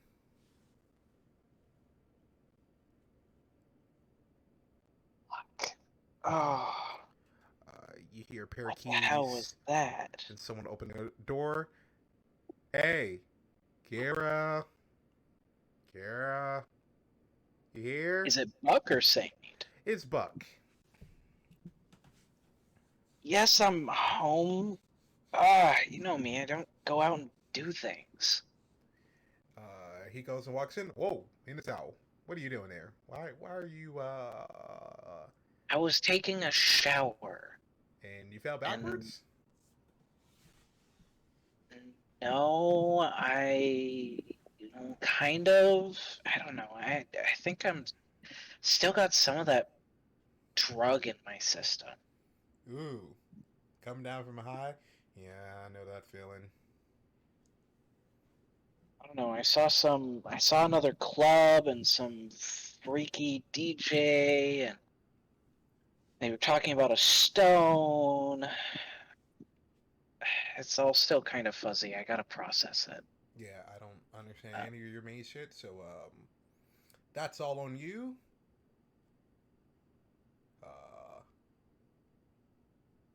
Alright? He just kind of walks out the bathroom, walks back in, and just start pelting you with your clothes. Alright, well, put this on. We're, heading to the beach. But I have somewhere else I have to be. Where do you gotta be? I have to go meet up with that person, dude, whatever, the designer lady I was working with last night, or during the club. Designer lady. Oh, Nix. Wait. You actually made friends with people? I wouldn't call them friends as associates. I don't know. It's mage shit. Oh. I don't know. They're from some fancy pantsy house, and then there's the club owner who's God knows what. Oh, yeah, that guy. Yeah, they're talking about closing his club down. We're hoping to prevent that, but Yeah. That was a shit night. it was a rough night, fun. but It was fun. really not due to any of his negligence. We, as the audience, see a montage of all the mistakes Scott made in 4 hours' time, even leading up to what happened at the club. And it's an unpretty scene. Him not being able to pay the security like he was supposed to, get the alcohol like he was supposed to, make sure the dancers were paid. Check on a drug dealer with a drug deal going down in his person, making sure that his VIP got out of there safe, making sure that his VIP was found, making sure that his bartender didn't end up with her throat cut out, and that a patron at his bar didn't end up having their heart pulled out, the other patron being taken out on a wheelchair. And then we can right back to Buck and Kira. Yeah, it probably wasn't his fault. I mean, yeah, they were unprepared, but there are worse things that could have happened. I mean, It was bad, but it could have been worse. Anyway, it doesn't. I'm supposed to go meet this Nick's person. They gave me their address. Let me put some clothes on. And do you think you could drive me, or do I need to get a cab? I got you. I got the keys. Don't look in the back though. Why not? Don't look at the back in the back. Those are my special toys. Oh, Not like that. bad dragon again? Oh, you son of... bad dragon. I got your bad dragon. Shut up! It's not that. Oh, you know I love you. I will leave you on a street corner somewhere, you strumpet. And what? Risk someone else taking me? He ponders it for a moment. Nah, they'll send you back. I'll drive you over. Come on, Catboy. Shut up. And for the first time, the viewers would actually see the cat tail coming out of Kira. Like, actually attached to them. There were entertaining things that happened in their past. But they would see it, and it does the, like, you know how when a cat's actually angry at something or frustrated, it starts to swish side and side, really aggravated? It does that. Like, they're kind of frustrated with Buck. But, like, they go and they start putting on their, nothing fancy, blue jeans that are reasonably tight. A thin t-shirt because it's still hot as balls, flats, nothing too crazy. As an afterthought, though, they would remember the weird gift they got before they moved. The weird fancy bracelet thing. Yeah. And they would go ahead and just see if maybe by any chance either of the other two mages know anything about it. They'll throw it on and bring it with them. As you throw it on, it doesn't do anything. It still does that whole red light beep as if it's waiting for something. But you get in the car, it's a montage. We see like a Baby Driver film. We see Buck putting in gear. We see him driving. We see just cuts. Him driving. A montage of you at a 7-Eleven getting drinks and stuff, and him making crass jokes about something. Another cut, and then we find you two outside of Nick's apartment. You look outside and you see two figures, one of which you recognize as the lawyer from earlier, and a woman you've never met before. And they're going upstairs. They would approach with a somewhat friendly tone. Like, they recognize the lawyer, and though he was a little harsh, that's kind of how lawyers can get sometimes. He grew up with one. So, he'd be like, they'd approach calmly and somewhat friendly and saying, oh, are you guys going to Nix's apartment too? Yes, we are. Oh. Oh, and who is this one? The woman speaks up. She reaches a hand towards you. You see a bunch of rings on her finger, and you can slightly see that one of them is a snake ring that looks like it's slowly moving around her ring finger. But as you inch closer, you notice that no, it's not actually doing that. And Kira would, politely take the hand and shake it with a slight little bow. You know, um, it's something they've kind of gotten used to. Acknowledge your quote unquote superiors and elders and shit like that. And I'm Kieran Marigold. I met with Nix and the club owner the other day at the club. I don't know. I got asked to help them with some stuff. Linda, this is the third one. Uh, the third one in the trifecta of chaos. Oh, this one looks adorable. Stop it, Maxie. Hi, I'm Melinda Etheridge. I'm currently Scott's mentor. Can I roll something to see if I've heard the name Linda Etheridge before, maybe? Yes, either intelligence in streetwise, or intelligence in politics, or intelligence and trying to see what you might have. Actually, even for you, intelligence in occult, difficulty of 3. You just tell me what it is you're rolling. Oh, definitely in Nicole. The other ones would be so bad, but I did get a success on that one, the difficulty 3. You heard stories from your grandmother about Linda Etheridge. She was considered, in a way,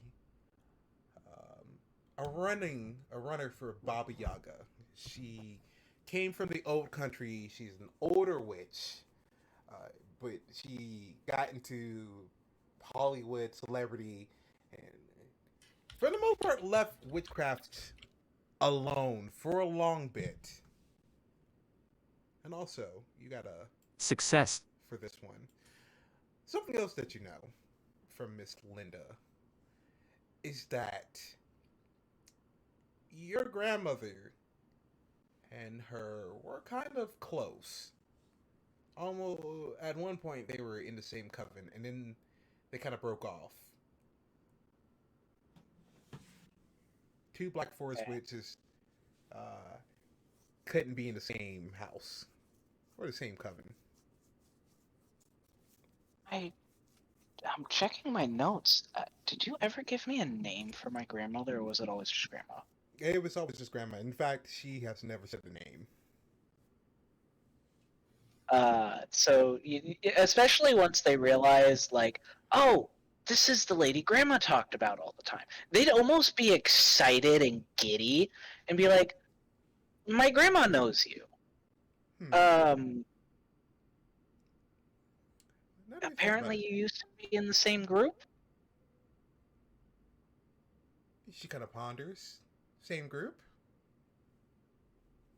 With well, I suppose the technical term would be what's left of the Verbena and Dream speakers? I don't know, it's complicated. As soon as you mentioned that, she just, that brings me back to my younger days. And she kind of looks at you closely. Oh, you're her grandchild. And she kind of pinches your cheeks. Even though she looks like she's in her early 30s, late 20s, actually, you can't really tell how old she is. There's this air of elderly grandma here. And pats you on the head. Oh, Maxie, you didn't tell me there was an adorable one like this one. We gotta go upstairs. Gotta make sure that the other two are playing nice, especially that Scott. Gotta make sure Scotty's behaving. I haven't heard great things about him, but I'll try to square him away. And so responsible. Oh, we gotta go upstairs. You're gonna have to tell me all about it. And we just see the camera pans upward, going up the apartment floors as we watch from the outside the three of you walking upstairs. There's cuts. You see Linda is regaling stories about your grandmother, and on every floor she's just talking ecstatically, just nothing but good memories. Maxwell, kind of out of it, not really paying attention. He's looking at his watch on his cell phone, and even at times he's talking on the phone and is actually doing paperwork while walking up the stairs with you guys until you reach Nix's apartment and you see that Scott is on the floor where there's a scorch mark. And Nix, describe your expression after Scott makes sure that both of these things exploded. Resigned acceptance that this is just how this is gonna go, and they've gotten a couple beers out. They're at least gonna be a good host for Scott after they hit them upside the head with the fan. But they were just kind of like sipping a beer, just looking at it, just like, man, same shit, I guess. And then they just kind of look over. Oh, you missed the party. Max was the first one to speak. Looks at Kira, and then looks at the floor, and then looks at Scott and Nix, and then looks at the floor again, and then looks at Scott. Not his fault. We kicked their asses. It was a magnificent fight. Go ahead, kid. You want to keep up with this one, whipping in shape? Go ahead. Be my guest. Well, it'd be a load off your back, wouldn't it? What happened? It was glorious. That? And they you kind of like go seen cover Nix. Scott's Like mouth. we both tore them to pieces. We were like the best tag team ever. What did you kill? And they like viciously try to cover Scott's mouth. Why don't everyone come inside and the door's broken? Can one of y'all just leave the door and kind of like try to shut it without the hinges, please, so we can talk? You see Max take off the suit jacket and just revealing another plain vest and shirt and tie. And he goes to the door. I'll fix the door. Linda, oh, thank you, Maxie dear. She, in her high heels, kind of scuttle over past Maxwell as he tries to put the door back up. Well, you two seem to, hit it off in a way I wasn't expecting. What is this? You know what? Scott, why don't you Trying seem a to better story? burn down the apartment building? This is the scene of victory. This is what you're looking at. Victory from what? Victory from two metalhead Terminators, and not like metalheads like I'm a metalhead, but like two actual automaton Terminator killing machines. They tried to come in here. They broke down Nix's door. And you know what? We taught him a lesson. And the pieces, what's left of them, is on the floor here. Yeah. Who are you, John Connor? Yeah, I am the best thing going here against the Terminators, right? This is what I do. This is what I excel at. Well, This is what I live for. well and good. Did you figure out where they came from?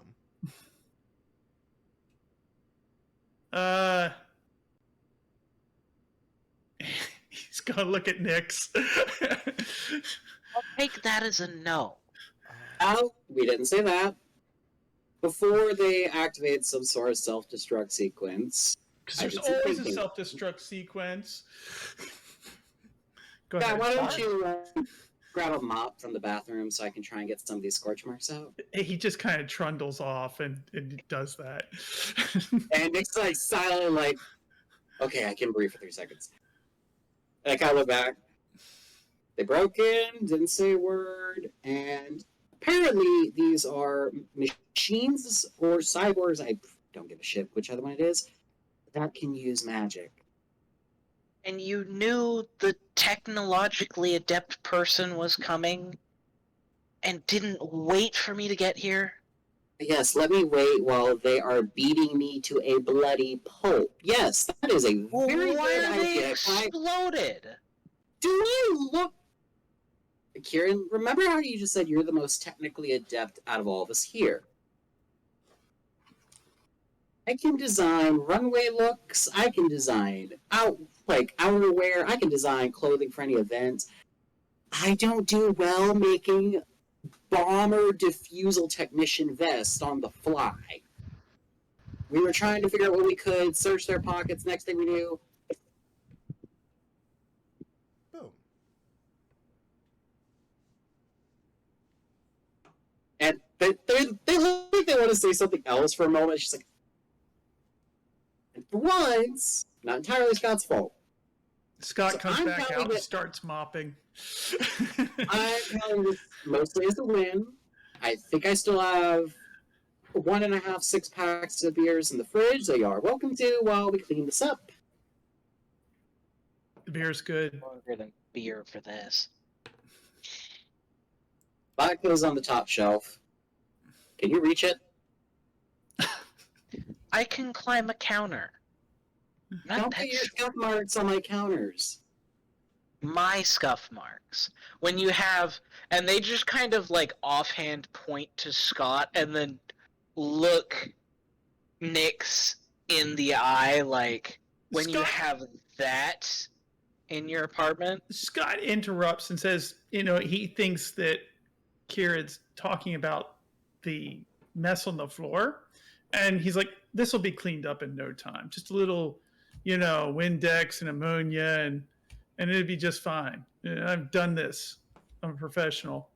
Be careful what you mix. We would hate to have a horrible accident. Hey, don't tell me how to do my job, okay? I've done this. Your job is to run a club. Maxwell just goes, well, at least he knows where he stands.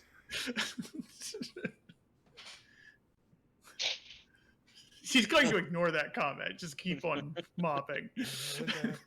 Anyways, right. So, no to finding out where they come from or who they are. Just a living automatons in, correct? Formerly. Yes, they came around just... And this like freezes and has a face. Did they have electricity running through them? Were you able to confirm that? They were fucking robots. Hero, do you have home surveillance cameras? Yes, of course I do. Hold them up right now. And they pull out their phone, which is like, it's basically a tablet. Like, it is way bigger than any normal cell phone. And they pull it out, and they quickly just boop, boop, boop, boop, and they pull up their home surveillance cameras for the house and show Nyx. Nyx is looking to see if there are any intruders that are trying to break in there that kind of like, maybe they move similarly to this guy's. Wit and awareness, the three of you watching this. Difficulty of 4. Oh, joy. Can I instead assist somebody else and give them an extra dice for this? Or Yeah, I'll allow it. Okay. Just tell me who you're assisting. Well, actually, Can I roll technology instead of awareness for a reduced difficulty? Trying to see. Actually, Scott may have a pretty significant pool here. Because Kieran, I mean, he would have put a pretty, especially on external cams. Yeah. If they weren't in the house, he would have put a pretty penny into. I'll allow it. So just reduce by 1? Yeah. What's the difficulty? 4. 4. 4. I will put in a willpower to that. Yeah, he's getting nothing. No, What? Wow. I can't fix that. So, it looks like we have to go somewhere else. Audience, thank you for watching the Neon Gore Chronicles. We'll be back in just 2 seconds. I love them spicy failures. It was only a matter of time. Thirst shows violence. Well, we don't need you, Scott. This time, Nyx is on the hot seat. Nyx, tell us how you're feeling at this moment. You know, give us the tea, Nyx. Tell us. What's grinding your gears? Sometimes, Nyx has to take a moment to be like, why the fuck? Why am I doing it this way? Why am I dealing with this? And sometimes in their most stressed out moments, they really dig into that everything is chaos. I will make whatever order I want kind of paradigm they got. And right now, what they really want to do is they really just want to say, all right, so I just happen to send my address. I share it with this other person. And now I'm suddenly having automatons attack my apartment for the what purpose? Nick is frustrated. They want to go ahead and start gearing up for war, and they start feeling they haven't felt in a while. They feel a bit of that surgence of like mad creation. Back when they first used sorcery magic, back when they first made an outfit using these kinds of techniques, they want to go to war with it, saying, I'm going to make an outfit that will withstand a nuclear blast. I will make an outfit that can withstand any blade. I will make an outfit that will turn bullets into slices of cheese. I will take down and burn this entire system and return it to the scrap pile and make whatever the hell I want out of it because I am what? That bitch. That is great. I need for you to do me a favor. I need you to roll those seven paradox that you have on you. I would love to. I say through gritted teeth. Hiya! 3 successes. 3 successes, and one of them, ooh, if that was a crit, this would be ugly. But, for right now, especially for what I rolled, you ended up with a quiet. Quiet. A very detrimental quiet. In fact, you, in this moment of being that bitch, the moment goes to your head. You're sickening, and no one can tell you otherwise. So you go up a quiet, and you are now currently at 2 quiet. Also, the world is your design. The world is up for you to create. You're in control of this fashion show. Yeah, they make the outfits. They determine what happens here. Yeah. They should at least. Unfortunately for you, this moment was very much a Paradoxal failure. Yeah. But for you, Scott, this is definitely Failure. You couldn't really see nothing.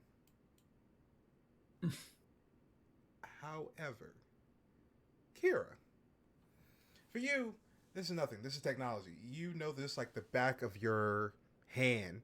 Even more so, you know this like the back of a manual for building your computer. You know the tech. Who needs manuals? Yeah. So you see this.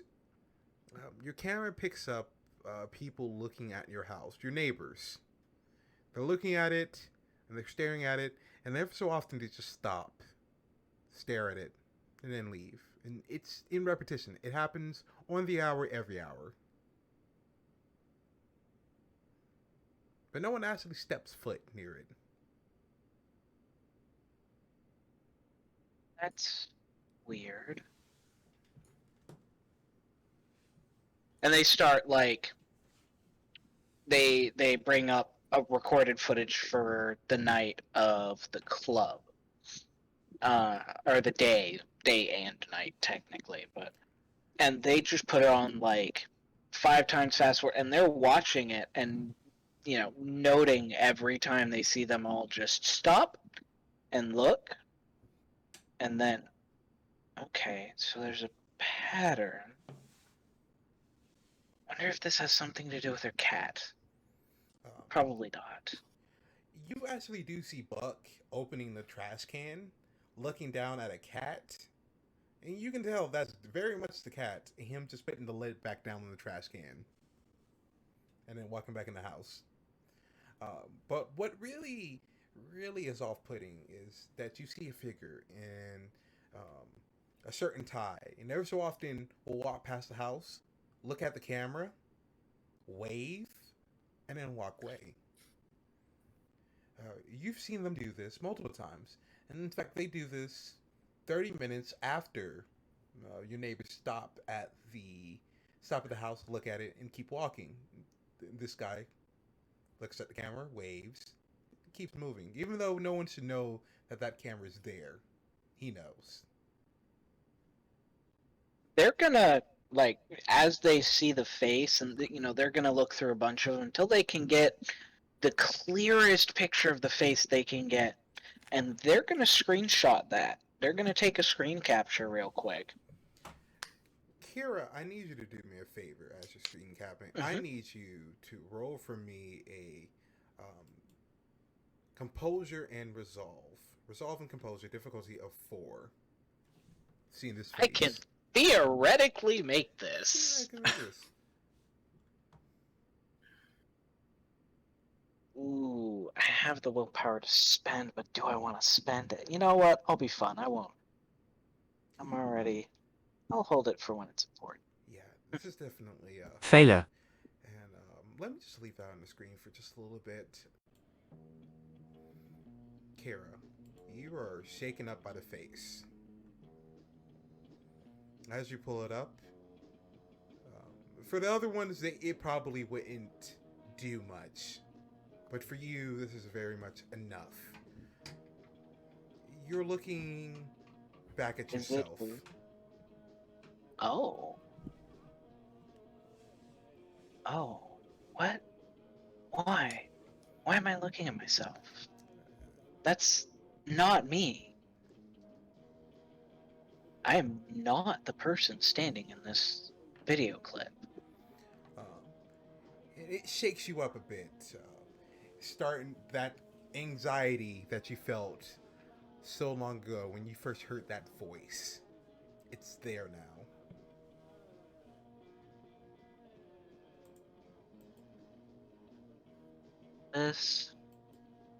I need alcohol or some calming tea. And as you're watching this video, it looks like he's saying something to the camera. But I can't quite make out what it is. Can't quite make it out.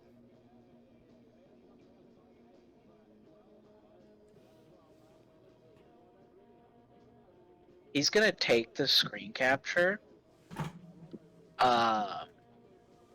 and like, he's dead silent at this point. Like, this is probably the weirdest vibe Nyx or Scott has gotten from Kira at this point.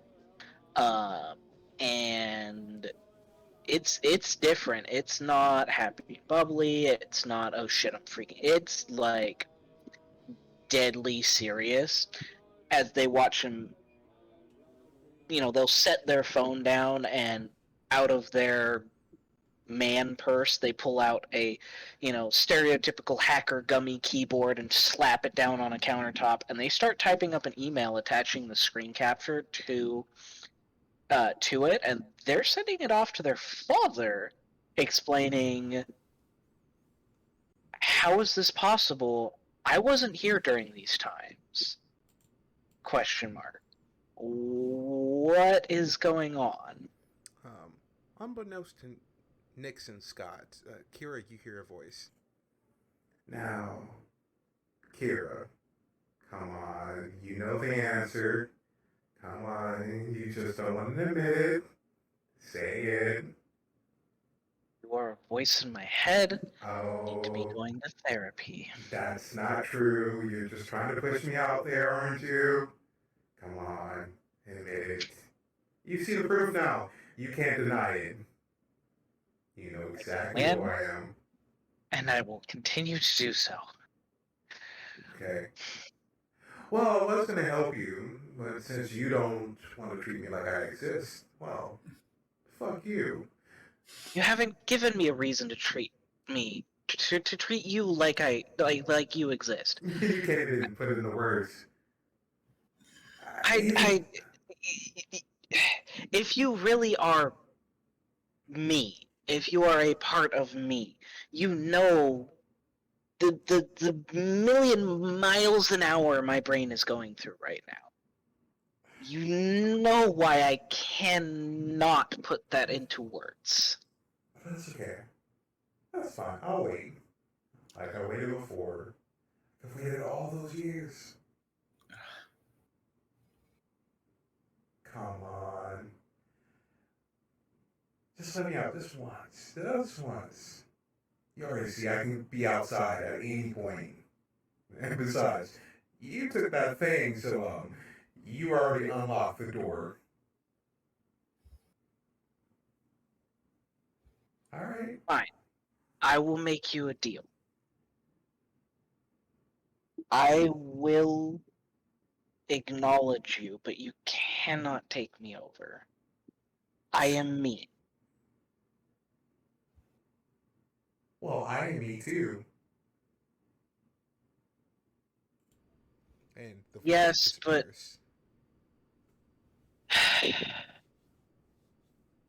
the everyone else in the room would see them like they were definitely having some issues in their head, and their hands are kind of frozen, like mid typing, and then they just start typing again. Scott's going to look at Nyx and then back at Kira and go, is that something you do all the time? Nyx isn't in the room at the moment. Oh, okay. There was a moment they looked at that screen and they just kind of went blank and they like slowly went out to the bedroom and there's the sound of like a lot of like shuffling in there. Okay. Got it. So you're asking Kira? Yeah. Yes and no. I normally I'm not sure. I've had a voice in my head for a long time, and I'm convinced I need to go to therapy. But even the therapists I've been to are convinced there's nothing wrong. You sure you're not possessed? He's looking him dead in the eyes, like he's completely serious. Though I believe in the afterlife, I don't think I'm possessed. Oh, fuck this loser saying, are we possessed? Is he possessed? I mean, you gotta be possessed with a failure gene to be able to take all those L's, huh? This constant dribble. Come on, leave these fucking losers. Let's go have some fun. It sounds more like a curse than possession for him, but... And Kira actually said that part out loud. They weren't paying enough attention. So it very much... Scott just watched them have a conversation with themselves. Okay. Scott's going to do another sensory roll on Kieran here to try to figure out just what might be going on, potentially. This is going to be a difficulty of 3. Okay.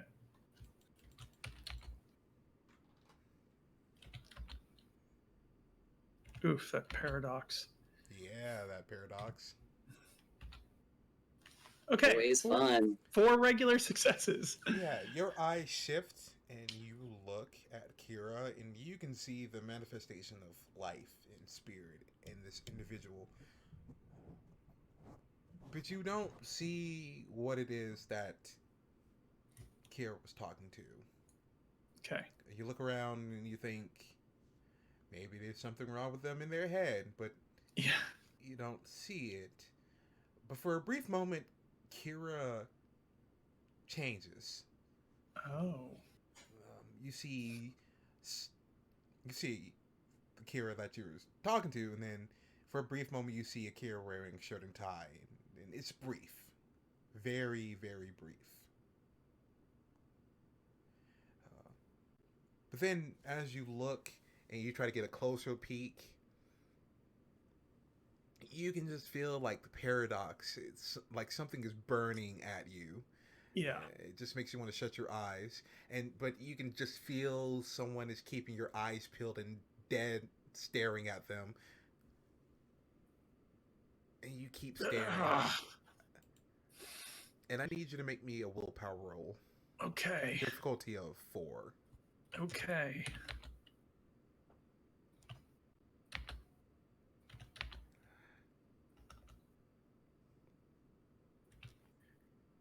Do I include paradox with this You willpower do roll? not with willpower. Okay. Okay. You want saving grace. So close. Yeah. Scott, you look closer and closer, and it feels like you're being put back to that moment almost 5 years ago when a certain individual was murdered, sacrificed in a place. Yeah. Mm-hmm. But you look and you see it's you on the cutting room floor. And Kira's standing with a knife and just going, you know, I really don't like it when someone's looking into my shit. That's not nice there, Mr. Batters. Just trying to see what's going on. Just trying to see what's going on. Oh, trying to see what's going on? What if I just showed you with your eyes? And the camera watches as we see Kira with a box cutter go for the eyes and carve them out one by one. And the camera pans away from the horrific sounds that are happening from the other room. And he shows you your eyes. See? From my point of view. Scott, you're thrown back into your body. And you're back in the apartment.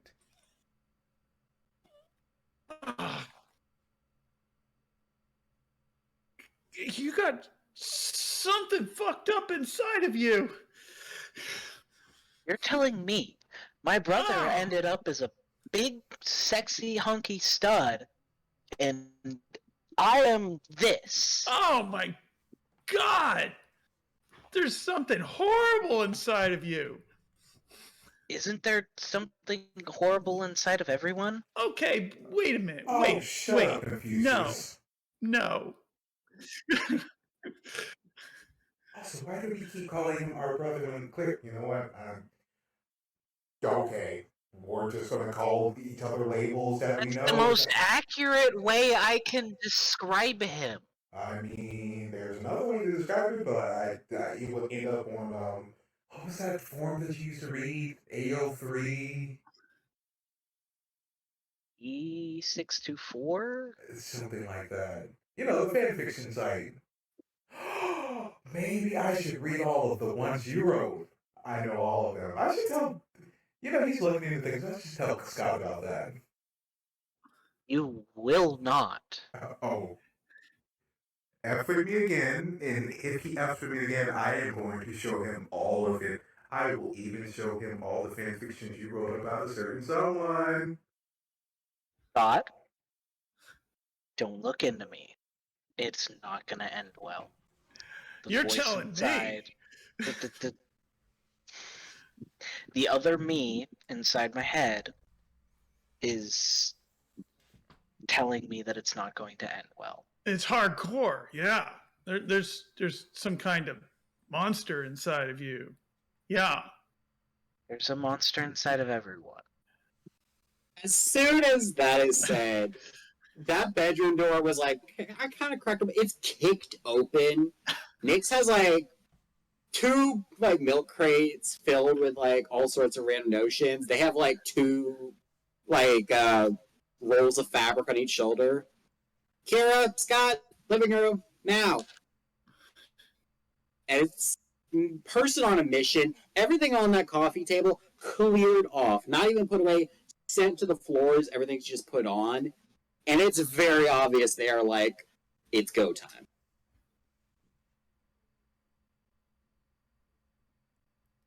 Scott's going with Scott is going to go where Nyx is and see the show here. Not be around Psycho Femboy. Scott actually, he's like, I'm going to help you get through this. Been through a lot of shit myself. Kira would finish sending his email to his dad. He can't even help himself. I know he can't, but we have to be reasonable. After finishing sending the email, they would, roll up their gel keyboard that you see in every hacker movie known to man and stuff it back in their pocket, put their tablet of a phone back in their man purse, and go to the quote-unquote living room.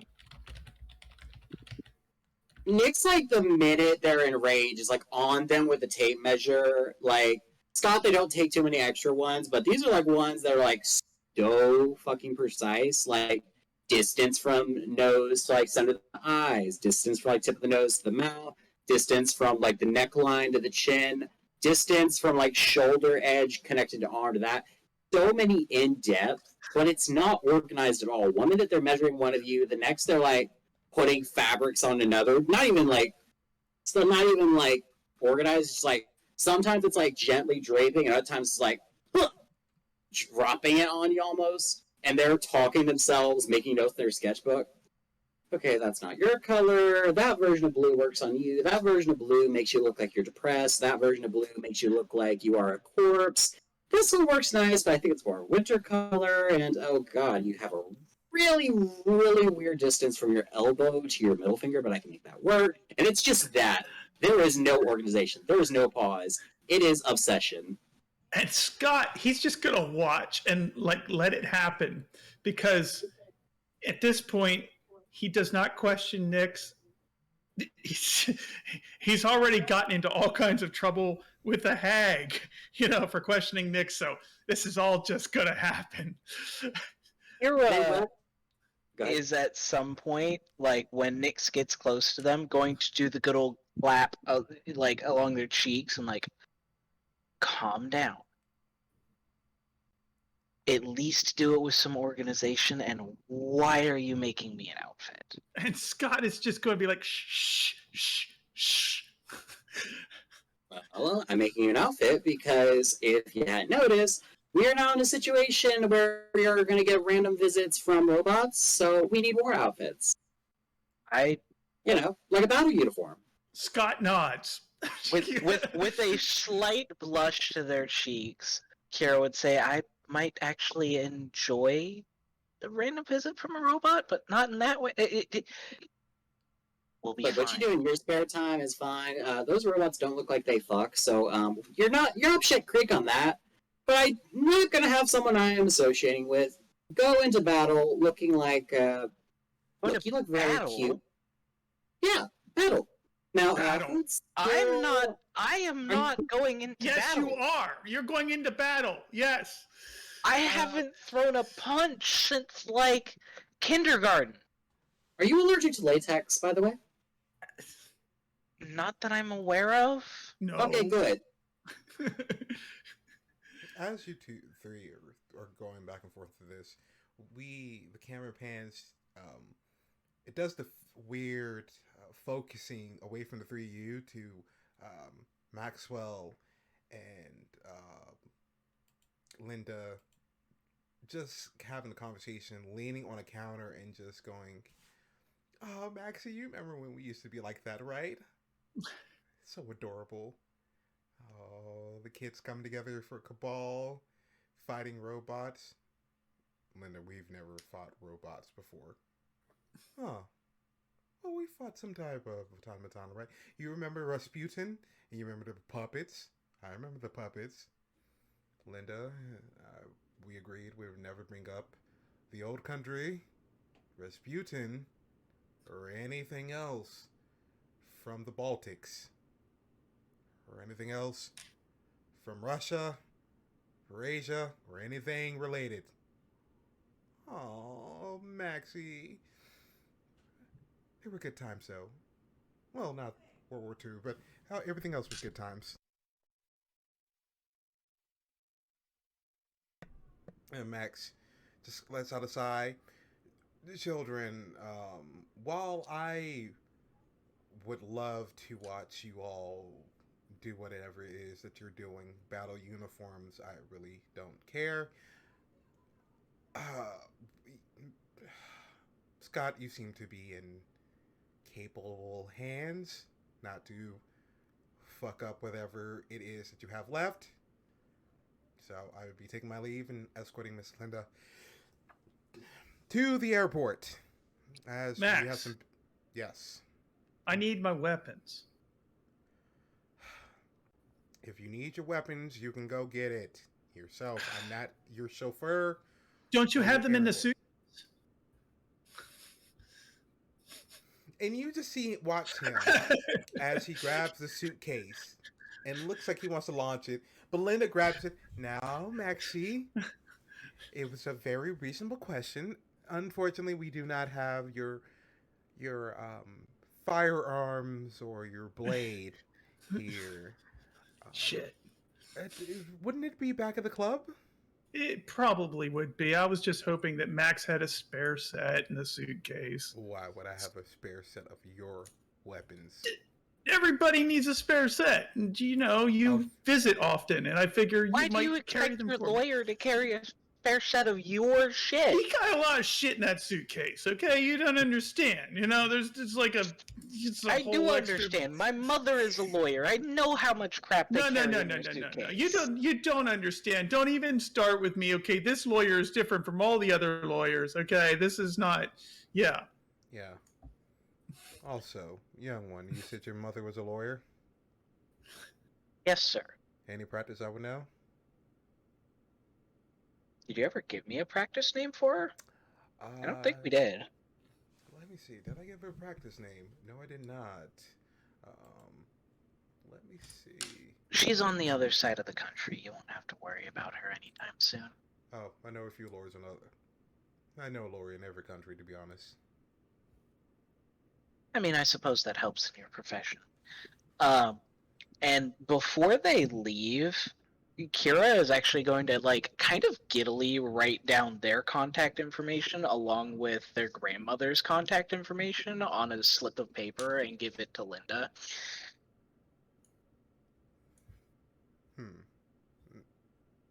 Maxwell looks at it over Linda's shoulder. The name looks familiar. Oh, wait. Oh, okay. You know Bridget? Bridget. This is Bridget's daughter. Oh, the intern. Oh, I knew you remember Maxie. Oh, those were good times. Oof. That one was a firecracker. She almost blew. She almost burned down that law practice that one time. That was not my fault. It just sounds entertaining. Your mother, I'm guessing she's calmed down in recent years? No random thunderstorms? Hurricanes? Nothing of that scale. The only thing I've seen her do is a lightning bolt. Tame. Tamer than I remember. Anyways, Scott, if you are looking for your weapons, they're probably where you last left them. Yeah. I just thought you brought my spare set. I'll have to I'm go not back and get them. your errand boy, and I have one warning. Whatever you three do, please keep it out of the public eye. Nyx, hopefully you, Makes like pops their head out. They were digging in a box. There's like blue tubes of glitter like clenched to his teeth. Huh? Right, you seem to be having fun. Anyways, we'll be off. Uh-huh. Don't die. If you do die, well, I'll probably be the one to have to handle that. And he strolls out. Linda goes, all right, well, you three have fun. Oh, the forming of a new cabal. So quaint. He's just so adorable. Linda, we have to go. All right. Well, we're heading out. Bye. And you just see her just get yanked out the door, and the door closes. But we've been Why do you treat him like Alfred, Scott? He's not your butler. That guy. We don't. Let's not even talk about him, okay? You don't know what I know. All the shit I've had to deal with him. He is not what he seems, okay? Just let me deal with him, all right? If it looks a little strange, it might seem that way to you, but it's yeah. There's a long history there. And we get a montage of Scott being thrown, hit with briefcases, pushed up against a wall, threatened by multiple people, especially by Maxwell. And there was even that time that he sent Hit Squad to make sure that Scott went to work that one time, the first day that he showed up in the city. And then we pan back over to Scott, who still shaken by Maxwell. Yeah. He's shaken by both of them. Linda just happens to be the new terrible monster on the scene. Linda is amazing and wonderful. I don't know what you're talking about. I like her. She seems really nice. Right? For once we agree on something. Other than our favorite food.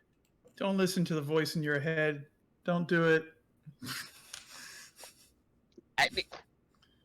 Shut up.